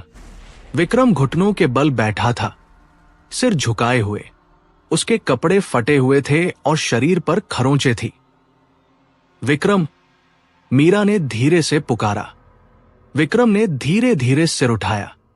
उसकी एक आंख सामान्य थी, इंसानी आंख जिसमें मीरा के लिए प्यार था, लेकिन दूसरी आंख वो पिशाच की आंख थी, लाल और क्रूर। भागो मीरा, विक्रम के आधे मुंह से आवाज आई, इससे पहले कि वो पूरी तरह बाहर आ जाए। भागो। विक्रम का शरीर कांपने लगा। उसका दाहिना हाथ, जो पिशाच के वश में था, मीरा का गला पकड़ने के लिए बढ़ा, लेकिन उसके बाएं हाथ, जो विक्रम का था, ने अपने ही दाहिने हाथ को रोक लिया। एक ही शरीर में दो आत्माओं की जंग चल रही थी। जाओ, विक्रम चीखा। चौथी कील मेरे पास है। नहीं, उसने छिपा दी है। तहखाने में? नहीं, चिता पर। विक्रम की बातें अस्पष्ट थी। चिता पर, मीरा ने सोचा। चौथी कील चिता पर है। बलवंत सिंह ने विक्रम को एक लात मारी और उसे दूर फेंक दिया। नालायक बेटा, बलवंत सिंह दहाड़े। मीरा ने इस मौके का फायदा उठाया। उसने मंदिर का भारी पीतल का दिया उठाया और पूरी ताकत से बलवंत सिंह के सिर पर दे मारा। ठन्न। बलवंत सिंह लड़खड़ाए। खून की जगह उनके सिर से काली राख गिरने लगी। मीरा ने विक्रम की तरफ देखा, जो जमीन पर तड़प रहा था। वो उसे बचाना चाहती थी, लेकिन अभी रुकना मतलब दोनों की मौत थी। मीरा वहां से भागी। गलियारे में भागते हुए मीरा ने सुमित्रा की पहेली की आखिरी लाइन याद की। चौथा मेरे पास, जो खोलेगा द्वार। विक्रम ने कहा था, चिता पर। हवेली में चिता कहाँ जलती है? सिर्फ एक जगह, श्मशान घाट, जो हवेली के बिल्कुल पीछे जंगल में है, जहां रायचंद परिवार के पूर्वजों का अंतिम संस्कार होता है। लेकिन बाहर अंधेरा था और अब हवेली के हर कोने से अजीबोगरीब आकृतियां निकल रही थी। वो नौकर, रामू काका, सब बदल रहे थे। मीरा को अब इंसानों से नहीं, प्रेतों की पूरी फौज से लड़ना था, और उसके पास सिर्फ 3 कीलें थी। चौथी कील मौत के मुंह में थी। मीरा की सांसें उखड़ रही थी। उसके पैरों में कीचड़ और कांटों की वजह से गहरे घाव हो गए थे, लेकिन रुकने का मतलब था मौत। हवेली पीछे छूट चुकी थी, लेकिन उसका साया अब भी मीरा के साथ चल रहा था। सामने श्मशान घाट का पुराना लोहे का गेट था, जो हवा में झूल रहा था। क्री क्री, गेट की आवाज किसी रोते हुए बच्चे जैसी लग रही थी। अंदर अंधेरा था। सिर्फ बिजली चमकने पर वहां बने चबूतरों की झलक मिलती थी। हर चबूतरे पर रायचंद पूर्वजों की राख और अधजली लकड़ियां पड़ी थी। चौथी कील चिता पर। मीरा ने खुद को याद दिलाया। वो अंदर दाखिल हुई। हवा में राख उड़ रही थी, जो मीरा के चेहरे और बालों पर चिपक गई। उसे लगा जैसे मरे हुए लोग उसे छू रहे हों। श्मशान के बीचों बीच एक ताजा चिता सजी हुई थी। लकड़ियां बिल्कुल सूखी थी, बारिश के बावजूद, और उन लकड़ियों को बहुत सलीके से रखा गया था। मीरा धीरे धीरे उस चिता के पास गई। चिता के सिरहाने एक लकड़ी का तख्ता लगा था। उस पर लाल पेंट से कुछ लिखा था। मीरा ने टॉर्च की रोशनी डाली। लिखा था, सौभाग्यवती मीरा रायचंद, मृत्यु आज रात। मीरा का दिल एक पल के लिए रुक गया। ये चिता किसी और की नहीं, उसकी अपनी थी। वे लोग जानते थे, वे पहले से जानते थे कि आज रात उसका अंत होने वाला है। उन्होंने लकड़ियां भी सजा रखी थी, लेकिन डरने का वक्त नहीं था। मीरा ने चिता की लकड़ियों को ध्यान से देखा। चिता के बीचों बीच, जहां शव का सिर रखा जाता है, वहां एक काले रंग की खोपड़ी रखी थी, शायद लकड़ी की बनी हुई या असली। और उस खोपड़ी के माथे पर चौथी कील गड़ी हुई थी। लोहे की वो कील, जंग लगी हुई और भयानक। मिल गई। मीरा ने राहत की सांस ली। वह चिता पर चढ़ी। लकड़ियां उसके वजन से चरमराई। कड़क। उसने हाथ बढ़ाया और खोपड़ी में गड़ी उस कील को पकड़ा। कील बर्फ जैसी ठंडी थी, इतनी ठंडी कि मीरा की उंगलियां सुन्न पड़ गई। उसने जोर लगाया। आह! कील नहीं हिली। ऐसा लगा जैसे खोपड़ी ने कील को जकड़ रखा हो। तभी अंधेरे में से एक आवाज आई, सीटी बजाने की आवाज। विसल, कोई कोई धुन गुनगुना रहा था, शादी की शहनाई की धुन। लेकिन सीटी में मीरा ने पलट कर देखा। चिता के नीचे अंधेरे में दो लाल आंखें चमक रही थी। विक्रम, वो खड़ा नहीं था, वो लकड़ियों के ढेर के पीछे किसी जानवर की तरह दुबका बैठा था। मेरी दुल्हन। विक्रम की आवाज अब पूरी तरह बदल चुकी थी। यह आवाज खुरदरी थी, जैसे कोई गले में पत्थर रखकर बोल रहा हो। अपनी सेज पर चढ़ गई। कितना प्यारा नजारा है। विक्रम धीरे धीरे बाहर आया। उसके हाथ पैर अजीब तरह से मुड़े हुए थे। उसकी गर्दन एक तरफ झुकी हुई थी। उसके कपड़े कीचड़ और खून से सने थे और उसके हाथ में एक जलती हुई मशाल थी। विक्रम, होश में आओ, मीरा ने कील खींचते हुए चिल्लाया। तुम विक्रम हो, उस पिशाच से लड़ो। विक्रम हंसा। विक्रम, वो तो सो गया हमेशा के लिए। अब मैं हूं और तुम हो, और ये आग है। विक्रम ने मशाल को हवा में घुमाया। आग की लपटें भड़क उठीं। तुम्हें चौथी कील चाहिए। विक्रम ने मशाल को चिता की लकड़ियों के पास कर दिया। ले लो, लेकिन पहले तुम्हें जलना होगा। विक्रम ने मशाल चिता में डाल दी। भभक, सूखी लकड़ियों ने तुरंत आग पकड़ ली। आग तेजी से ऊपर चढ़ने लगी, सीधे मीरा की तरफ। नहीं, मीरा चीखी। आग की लपटें उसकी साड़ी के पल्लू तक पहुंचने ही वाली थी। गर्मी असहनीय हो गई थी। मीरा ने अपनी पूरी जान लगाकर उस कील को खींचा। उसका हाथ जल रहा था, लेकिन उसने हार नहीं मानी। जय मां काली, मीरा ने चीखते हुए एक अंतिम झटका दिया। खट, खोपड़ी टूट गई और कील मीरा के हाथ में आ गई। उसी पल चिता में एक धमाका हुआ। आग की लपटें नीली हो गई और चारों तरफ फैल गई। मीरा ने चिता से छलांग लगा दी। वो धम से गीली जमीन पर गिरी। उसका साड़ी का पल्लू जल रहा था। उसने जल्दी से कीचड़ में लौटकर आग बुझाई। वो खड़ी हुई, हांफती हुई। उसकी मुट्ठी में अब 4 कीलें थी। 4 कीलें एक साथ आते ही उनमें कंपन शुरू हो गया। वो आपस में चुंबक की तरह चिपक गई। विक्रम, जो आग के दूसरी तरफ खड़ा था, यह देखकर पीछे हट गया। ये क्या है? विक्रम ने अपनी आंखों पर हाथ रख लिया। उन कीलों से एक तेज रोशनी निकल रही थी जो उसे बर्दाश्त नहीं हो रही थी। इसे फेंक दो वरना मैं तुम्हें कच्चा चबा जाऊंगा। मीरा ने देखा कि विक्रम डर रहा है।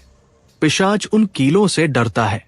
मीरा की आंखों में अब डर नहीं, क्रोध था। अब तुम भागोगे विक्रम, मीरा ने कहा और कीलों को विक्रम की तरफ कर दिया। क्योंकि अब शिकार मैं नहीं, तुम हो। मीरा ने कीलों को एक हथियार की तरह आगे रखा और विक्रम की तरफ बढ़ी। विक्रम चीखता हुआ पीछे हटा। नहीं, दूर हटाओ इसे। विक्रम वहां से भाग खड़ा हुआ। वो श्मशान के अंधेरे में गायब हो गया। लेकिन मीरा जानती थी कि यह जीत नहीं है, यह सिर्फ एक मौका है। असली काम अभी बाकी है। पश्चिमी दीवार। उसे उन 4 कीलों को हवेली की पश्चिमी दीवार में गाड़ना होगा, जहां पिशाच का दिल धड़कता है। मीरा ने हवेली की तरफ दौड़ लगा दी। लेकिन जैसे ही वो हवेली के मुख्य द्वार पर पहुंची, उसने देखा कि हवेली अब पूरी तरह बदल चुकी है। वो पत्थरों की इमारत नहीं थी, वो मांस और हड्डियों का ढांचा बन चुकी थी। दरवाजे अब दांतों की तरह लग रहे थे। खिड़कियां आंखों की तरह झपक रही थी। हवेली सांस ले रही थी। हूं और मुख्य द्वार पर ठाकुर बलवंत सिंह, गायत्री देवी, रामू काका और हवेली के सारे नौकर खड़े थे। वे सब एक कतार में खड़े थे, हाथ में मशाले और हथियार लिए। उनकी गर्दनें टेढ़ी थी और वे सब एक साथ एक ही लय में बोल रहे थे। स्वागत है पिशाच की रानी, स्वागत है। वे मीरा का रास्ता रोके खड़े थे और पश्चिमी दीवार हवेली के अंदर थी। मीरा अकेली थी और सामने पूरी फौज। तभी मीरा को अपनी जेब में कुछ भारीपन महसूस हुआ। सुमित्रा की डायरी, क्या उसमें कोई और मंत्र था, कोई और रास्ता? मीरा ने चारों कीले अपनी कमर में खोसी और जमीन से एक भारी लोहे की रॉड उठा ली। आज या तो ये हवेली रहेगी, मीरा ने दांत पीसते हुए कहा, या मैं। उसने पहला कदम बढ़ाया। उसी वक्त आसमान में चांद निकल आया, लेकिन वह सफेद चांद नहीं था, वो लाल चांद था। रक्तिम अमावस्या का चांद। समय शुरू हो चुका था। पिशाच के पूर्ण रूप से जागृत होने में अब सिर्फ कुछ मिनट बाकी थे। मीरा के सामने खड़ी प्रेत सेना, ठाकुर बलवंत सिंह, गायत्री देवी और सारे नौकर अब इंसान कम और जानवर ज्यादा लग रहे थे। उनकी खाल उधेड़ चुकी थी और अंदर से काली नसें बाहर लटक रही थी। इसे अंदर मत आने देना। बलवंत सिंह की आवाज किसी फटे हुए ढोल जैसी गूंजी। वे सब एक साथ मीरा पर झपटे, लेकिन मीरा ने अपनी मुट्ठी खोली। उन चारों कीलों से एक तेज नीली रोशनी का विस्फोट हुआ। जा जा जा जा, बूम। जैसे ही वो रोशनी उन प्रेतों से टकराई, वे पीछे की तरफ उड़ गए। आह! उनकी चीखें आसमान चीरने लगी। उनकी त्वचा जलने लगी, जैसे किसी ने उन पर तेजाब डाल दिया हो। वे तड़प रहे थे, लेकिन मीरा रुकी नहीं। वह जानती थी कि ये रोशनी ज्यादा देर तक नहीं टिकेगी। वह दौड़ती हुई हवेली के उस मुंह दरवाजे की तरफ बढ़ी। दरवाजा अब लकड़ी का नहीं था, वह दांतों और मसूड़ों का बना था। मीरा ने एक गहरी सांस ली और अंदर कूद गई। अंदर का नजारा देखकर मीरा का जी मचल गया। हवेली का फर्श अब संगमरमर का नहीं था। वह गर्म, चिपचिपा और लाल था, जैसे वह किसी विशालकाय जानवर की जीभ पर चल रही हो। दीवारें सांस ले रही थी। हूं हूं। दीवारों पर लगी पेंटिंग्स अब पेंटिंग्स नहीं थी, बल्कि आंखें थी। सैकड़ों आंखें जो चारों तरफ घूम रही थी और मीरा को घूर रही थी। छत से झूमर की जगह बड़ी बड़ी आंतें लटक रही थी, जिनसे पीला मवाद टपक रहा था। टप, छपाक। एक बूंद मीरा के कंधे पर गिरी। कपड़ा जल गया। यह हवेली मुझे पचाने की कोशिश कर रही है, मीरा ने सोचा। उसे जल्दी करना होगा। उसे पश्चिमी दीवार तक जाना था। रास्ता मुश्किल था। फर्श कभी ऊपर उठता, कभी नीचे धंसता। मीरा कई बार फिसली, लेकिन उसने खुद को संभाला। हवा में धड़-धड़ की आवाज गूंज रही थी। यह पिशाच का दिल था। जितना वो पश्चिमी हिस्से के करीब जा रही थी, आवाज उतनी ही तेज होती जा रही थी। धड़-धड़, धड़-धड़। आखिरकार वो उस बड़े हॉल में पहुंची जहां पश्चिमी दीवार थी। लेकिन अब वह दीवार सपाट नहीं थी। वह दीवार मांस के एक विशाल लोथड़े में बदल चुकी थी। उस मांस के बीचों बीच एक काला, सड़ा हुआ दिल धड़क रहा था। वह दिल एक कार जितना बड़ा था। उसके चारों तरफ नसें फैली हुई थी, जो पूरे कमरे को जकड़े हुए थी। यही है, मीरा ने हांफते हुए कहा। इसका अंत यही होगा। मीरा ने अपनी कमर से वो भारी लोहे की रॉड निकाली जिसे उसने बाहर से उठाया था, और अपनी मुट्ठी में पहली कील ले ली। उसे इन चारों कीलों को उस दिल के चारों कोनों में गाड़ना था। वो आगे बढ़ी, लेकिन जैसे ही उसने पहला कदम बढ़ाया, दीवार से जुड़ी नसों ने कोड़ों की तरह उस पर हमला किया। सटाक। एक नस मीरा के पैर पर लिपटी और उसे हवा में उठा लिया। मीरा उल्टा लटक गई। छोड़ मुझे, मीरा चिल्लाई। सामने दीवार के बीचों बीच एक चेहरा उभरा। पिशाच का चेहरा। तुम बहुत जिद्दी हो, मीरा। पिशाच की आवाज पूरे कमरे में गूंजी। सुमित्रा भी जिद्दी थी। देखो उसका क्या हुआ। दीवार का एक हिस्सा पारदर्शी हो गया। अंदर सुमित्रा का कंकाल फंसा हुआ था। उसका मुंह खुला था, जैसे वो आज भी चीख रही हो। मीरा ने यह देखकर अपनी आंखें बंद कर ली। नहीं, मैं नहीं डरूंगी। उसने अपने हाथ में पकड़ी लोहे की रॉड से उस नस पर वार किया जिसने उसे पकड़ा था। खच, मांस कटने की आवाज आई। नस कट गई और काला खून फव्वारे की तरह निकला। मीरा धम से नीचे गिरी। वो तुरंत खड़ी हुई और दौड़कर उस धड़कते हुए दिल के पास पहुंच गई। उसने पहली कील दिल के ऊपरी हिस्से पर रखी और लोहे की रॉड से पूरी ताकत लगाकर वार किया। जय मां काली। ठक, कील दिल के अंदर धंस गई। धड़ाम, हवेली हिल गई। एक गगन भेदी चीख सुनाई दी। ये चीख पिशाच की थी, लेकिन साथ ही हवेली की हर दीवार, हर ईंट चीख रही थी। काला खून दिल से बाहर निकला और मीरा के चेहरे पर गिरा। पिशाच तड़प उठा। नहीं, ये नहीं हो सकता। हॉल की छत से प्लास्टर और मांस के टुकड़े गिरने लगे। मीरा ने दूसरी कील निकाली। अभी तो शुरू किया है। मीरा गुर्राई। उसने दूसरी कील दिल के दाहिने हिस्से पर रखी। ठक, दूसरी कील भी अंदर गई। हवेली का फर्श फटने लगा। दीवारें सिकुड़ने लगी। पिशाच का दिल अब अनियमित धड़कने लगा था। धड़ धड़ धड़ धड़। मीरा तीसरी कील उठाने ही वाली थी कि उसे पीछे से किसी ने पकड़ लिया। दो मजबूत हाथ। मीरा ने मुड़कर देखा। विक्रम। लेकिन यह वो विक्रम नहीं था जो श्मशान में था। यह विक्रम रो रहा था। उसकी आंखें सामान्य थी। मीरा, रुक जाओ। विक्रम गिड़गिड़ाया। अगर तुमने इसे मार दिया तो मैं भी मर जाऊंगा। मीरा का हाथ हवा में रुक गया। क्या? मेरी जान इससे जुड़ी है मीरा, विक्रम ने रोते हुए कहा। मेरे परदादा ने जो सौदा किया था उसमें हम सबकी जान गिरवी है। अगर पिशाच का दिल रुका तो रायचंद खानदान का हर वारिस मर जाएगा। मैं मर जाऊंगा मीरा। क्या तुम मुझे मार दोगी? मीरा सन्न रह गई। उसके हाथ में कील और हथौड़ा कांपने लगे। सामने उसका पति खड़ा था, वही पति जिससे उसने प्यार किया था। वो अपनी जान की भीख मांग रहा था। मुझे बचा लो मीरा। विक्रम ने अपना सिर मीरा के पैरों में रख दिया। हम भाग जाएंगे, दूर चले जाएंगे। बस इसे मत मारो।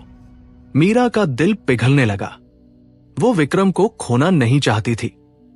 उसने हाथ नीचे कर लिया। तभी विक्रम के होठों पर एक कुटिल मुस्कान आई। मीरा उसे नहीं देख पाई, लेकिन कमरे में मौजूद परछाइयों ने देख लिया। विक्रम ने धीरे से अपना हाथ अपनी पीठ के पीछे ले गया। वहां उसने एक नुकीला पत्थर उठा लिया था। पिशाच का दिल धीरे धीरे अपनी लय वापस पा रहा था।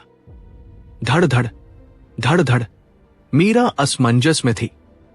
एक तरफ उसका सुहाग, दूसरी तरफ दुनिया की भलाई। मैं क्या करूं? मीरा की आंखों से आंसू गिर रहे थे।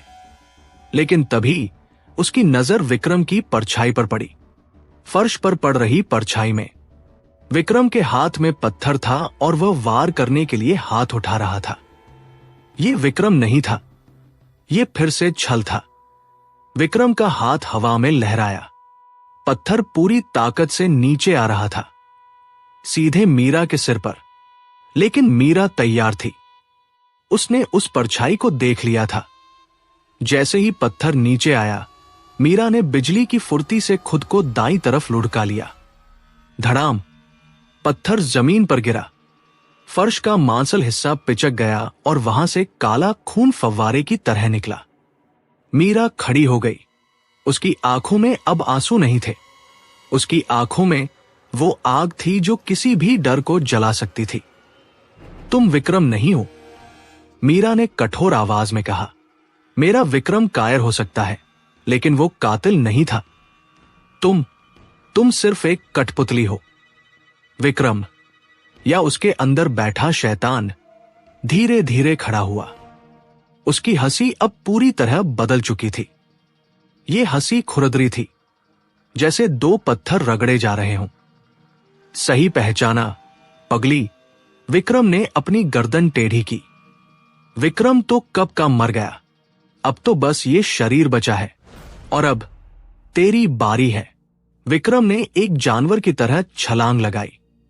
वो सीधा मीरा के गले पर झपटा। मीरा पीछे हटी, लेकिन विक्रम के नाखून उसकी बाह में गड़ गए। खच! मीरा के मुंह से चीख निकल गई। दर्द तेज था, लेकिन मीरा ने हार नहीं मानी। उसने अपने दूसरे हाथ में पकड़ी हुई लोहे की रॉड को पूरी ताकत से घुमाया और विक्रम की पसलियों पर दे मारा। कड़क!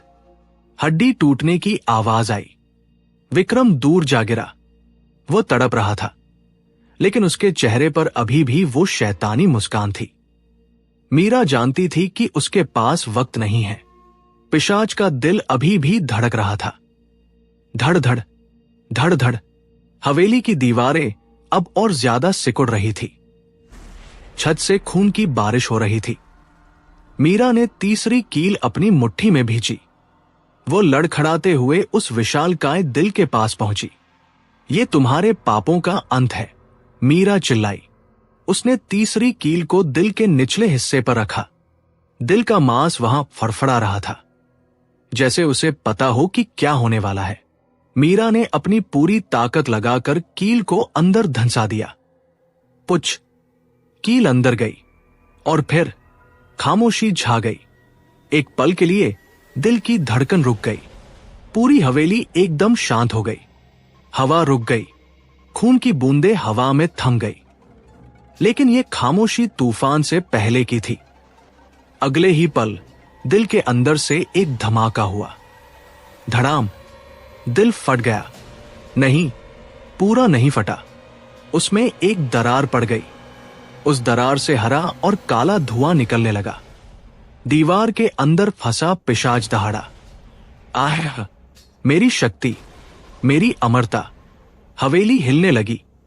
भूकंप के झटके इतने तेज थे कि मीरा गिरते गिरते बची। दीवार का मांसल हिस्सा फटने लगा, और उस फटे हुए हिस्से से कुछ बाहर आने लगा। पहले एक हाथ बाहर आया, विशालकाय, काला, जिस पर बाल नहीं बल्कि कांटे उगे हुए थे। उंगलियां लंबी थी और नाखून दरांती जैसे मुड़े हुए थे। फिर दूसरा हाथ, और फिर सिर। मीरा ने अपनी सांस रोक ली।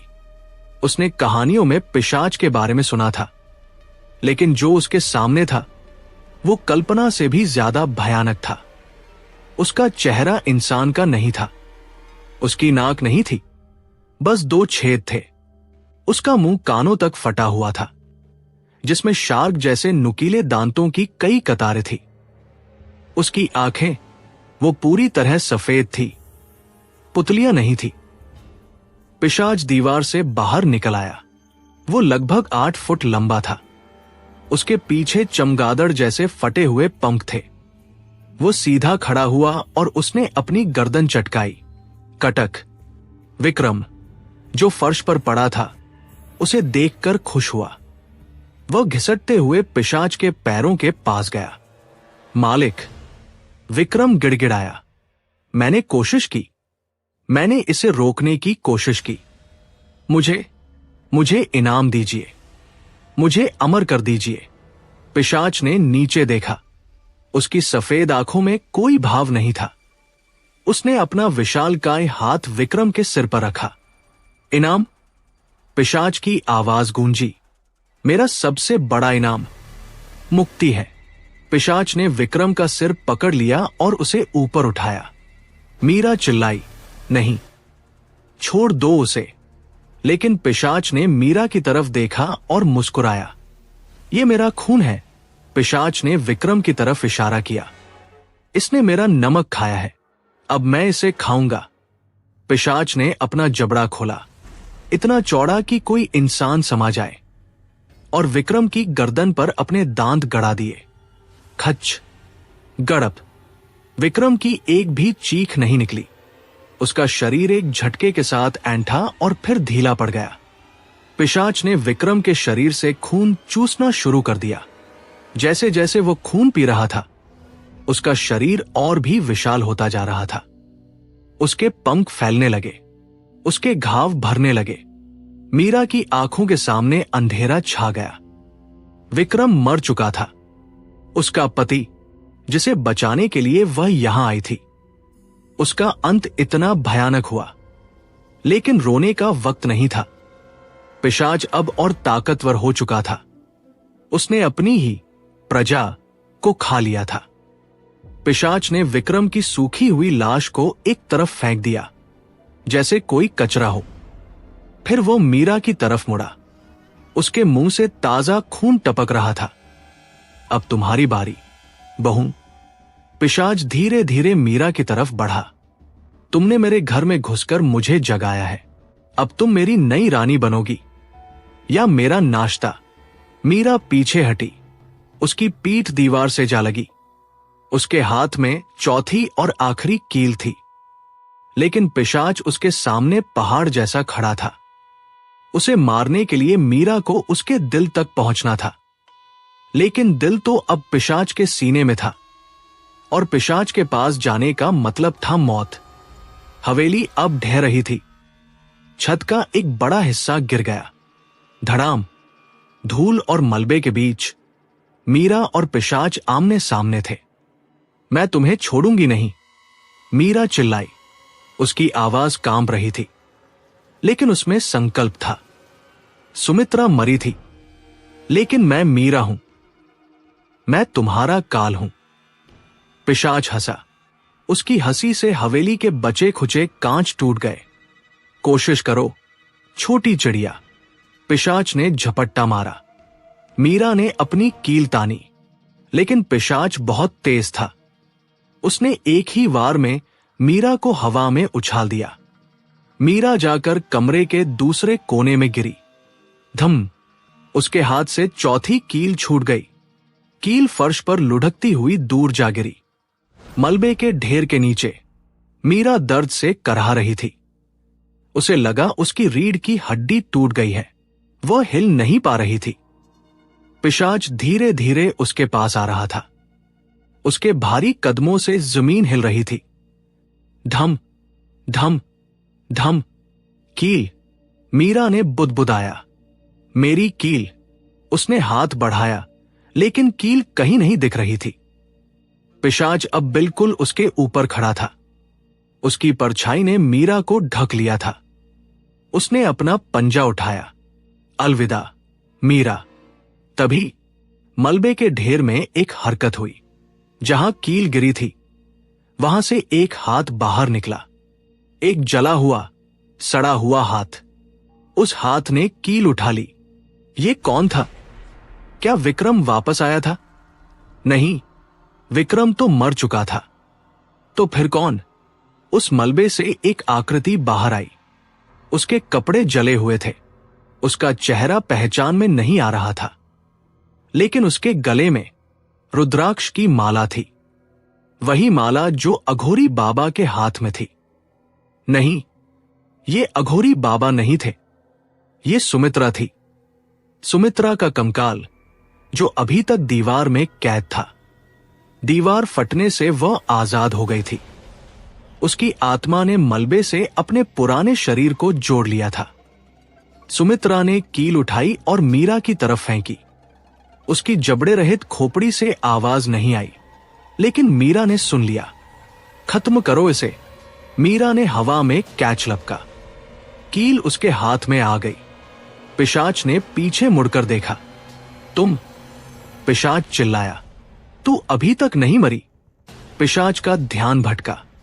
यही वो मौका था जिसका मीरा इंतजार कर रही थी। सुमित्रा के कंकाल ने पिशाच की गर्दन को अपनी हड्डियों वाले हाथों से जकड़ लिया। पिशाच गुर्राया और इधर उधर घूमने लगा। वो अपनी पीठ से उस बोझ को हटाने की कोशिश कर रहा था।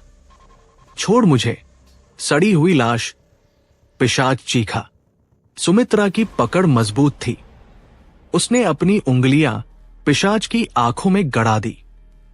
खच। काली जेली जैसा द्रव पिशाच की आंखों से बह निकला। पिशाच दर्द से पागल हो गया। उसने अपने विशालकाय पंजे से सुमित्रा की पसलियों को पकड़ा और एक ही झटके में उसे उखाड़ फेंका। कड़क, सुमित्रा का कंकाल हवा में बिखर गया। उसकी हड्डियां दीवार से टकराकर चूर चूर हो गई। लेकिन उसने मीरा को वो चंद सेकंड दे दिए थे जिनकी उसे जरूरत थी।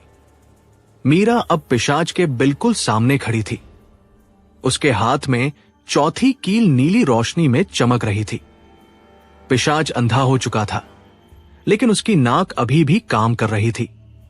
उसने मीरा की गंध पहचान ली। तुम। पिशाच ने अपना बड़ा सा मुंह खोला। उसके गले के अंदर से एक और आवाज आ रही थी, हजारों आत्माओं की चीखें, तुम बचोगी नहीं। पिशाच ने अपने दोनों हाथ फैलाए और मीरा को अपनी बाहों में जकड़ लिया। ये एक मौत का आलिंगन, डेडली एम्ब्रेस था। पिशाच के नाखून मीरा की पीठ में गड़ गए। उसका दबाव इतना ज्यादा था कि मीरा की सांसें रुक गई। उसे लगा उसकी पसलियां अभी टूट जाएंगी। पिशाच ने अपना मुंह मीरा के चेहरे के करीब लाया। उसके मुंह से सड़े हुए मांस की बदबू आ रही थी। आओ, मेरे अंदर समा जाओ, पिशाच फुसफुसाया। हमेशा के लिए। मीरा का हाथ दबा हुआ था। वह कील को हिला नहीं पा रही थी। उसकी आंखों के सामने अंधेरा छाने लगा। क्या यही अंत है? तभी उसे विक्रम का चेहरा याद आया। सुमित्रा की डायरी याद आई और वो सारी औरतें याद आई जो इस हवेली की दीवारों में चुनवा दी गई थी। नहीं, वो ऐसे नहीं मर सकती। मीरा ने अपनी सारी बची खुची ताकत इकट्ठा की। उसने अपने दाहिने हाथ, जिसमें कील थी, को पिशाच के सीने और अपने सीने के बीच में सरकाया। पिशाच का दिल उसके सीने के अंदर तेजी से धड़क रहा था। मीरा उसे महसूस कर सकती थी। धड़ धड़ धड़ धड़। हां, मैं तुम्हारे अंदर समाऊंगी। मीरा ने पिशाच की आंखों, जो अब खाली गड्ढे थे, में देखते हुए कहा, लेकिन अकेली नहीं, तुम्हारी मौत के साथ। मीरा ने कील की नोक को पिशाच के सीने के ठीक बीच में रखा और अपने माथे से पिशाच के माथे पर टक्कर मारी। ठक। पिशाच का ध्यान बंटा। उसकी पकड़ ढीली हुई। उसी एक पल में मीरा ने अपने दोनों हाथों से कील को धक्का दिया। जय मां काली। पुछ।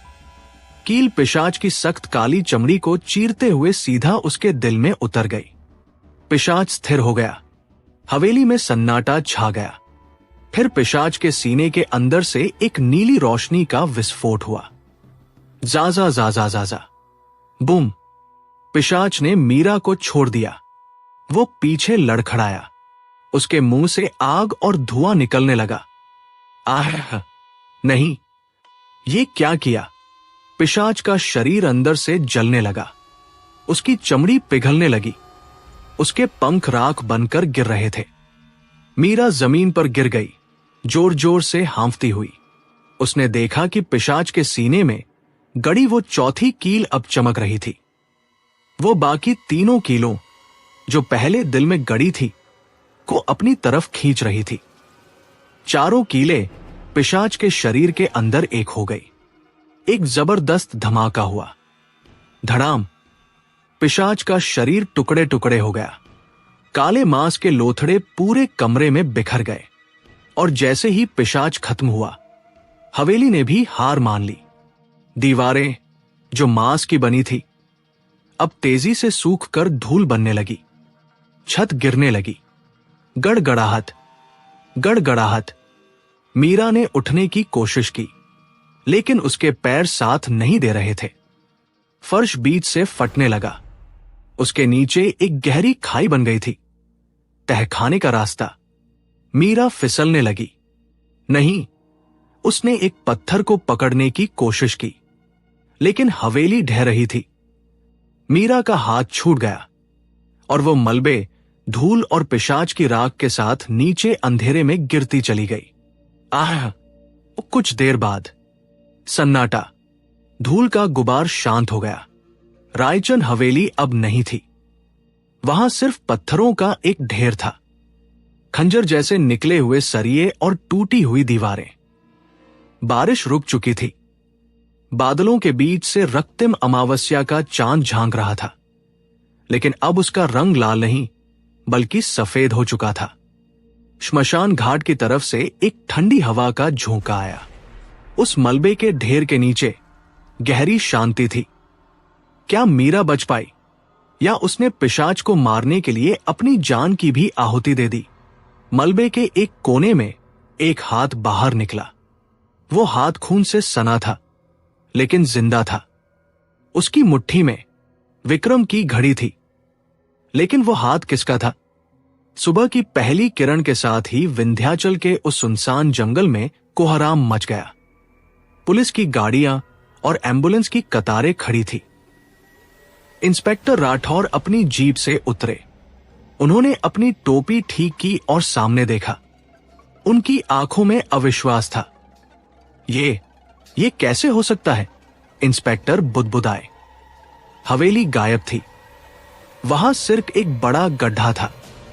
ऐसा लग रहा था जैसे जमीन ने उस इमारत को निगल लिया हो। चारों तरफ जली हुई लकड़ियां, पिघला हुआ सोना जो अब काले लोहे जैसा दिख रहा था, और हड्डियों के ढेर पड़े थे। सर, एक हवलदार दौड़ता हुआ आया।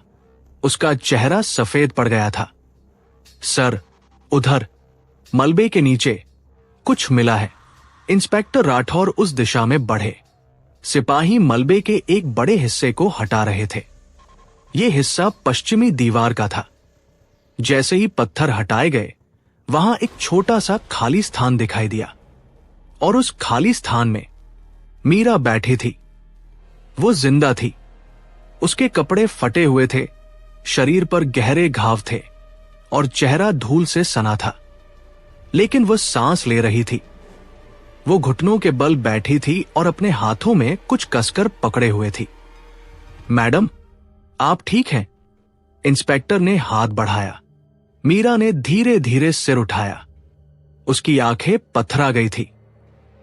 उसने अपनी मुट्ठी खोली। उसके हाथ में विक्रम की घड़ी थी, वही घड़ी जो उसने शादी की रात मीरा को दी थी।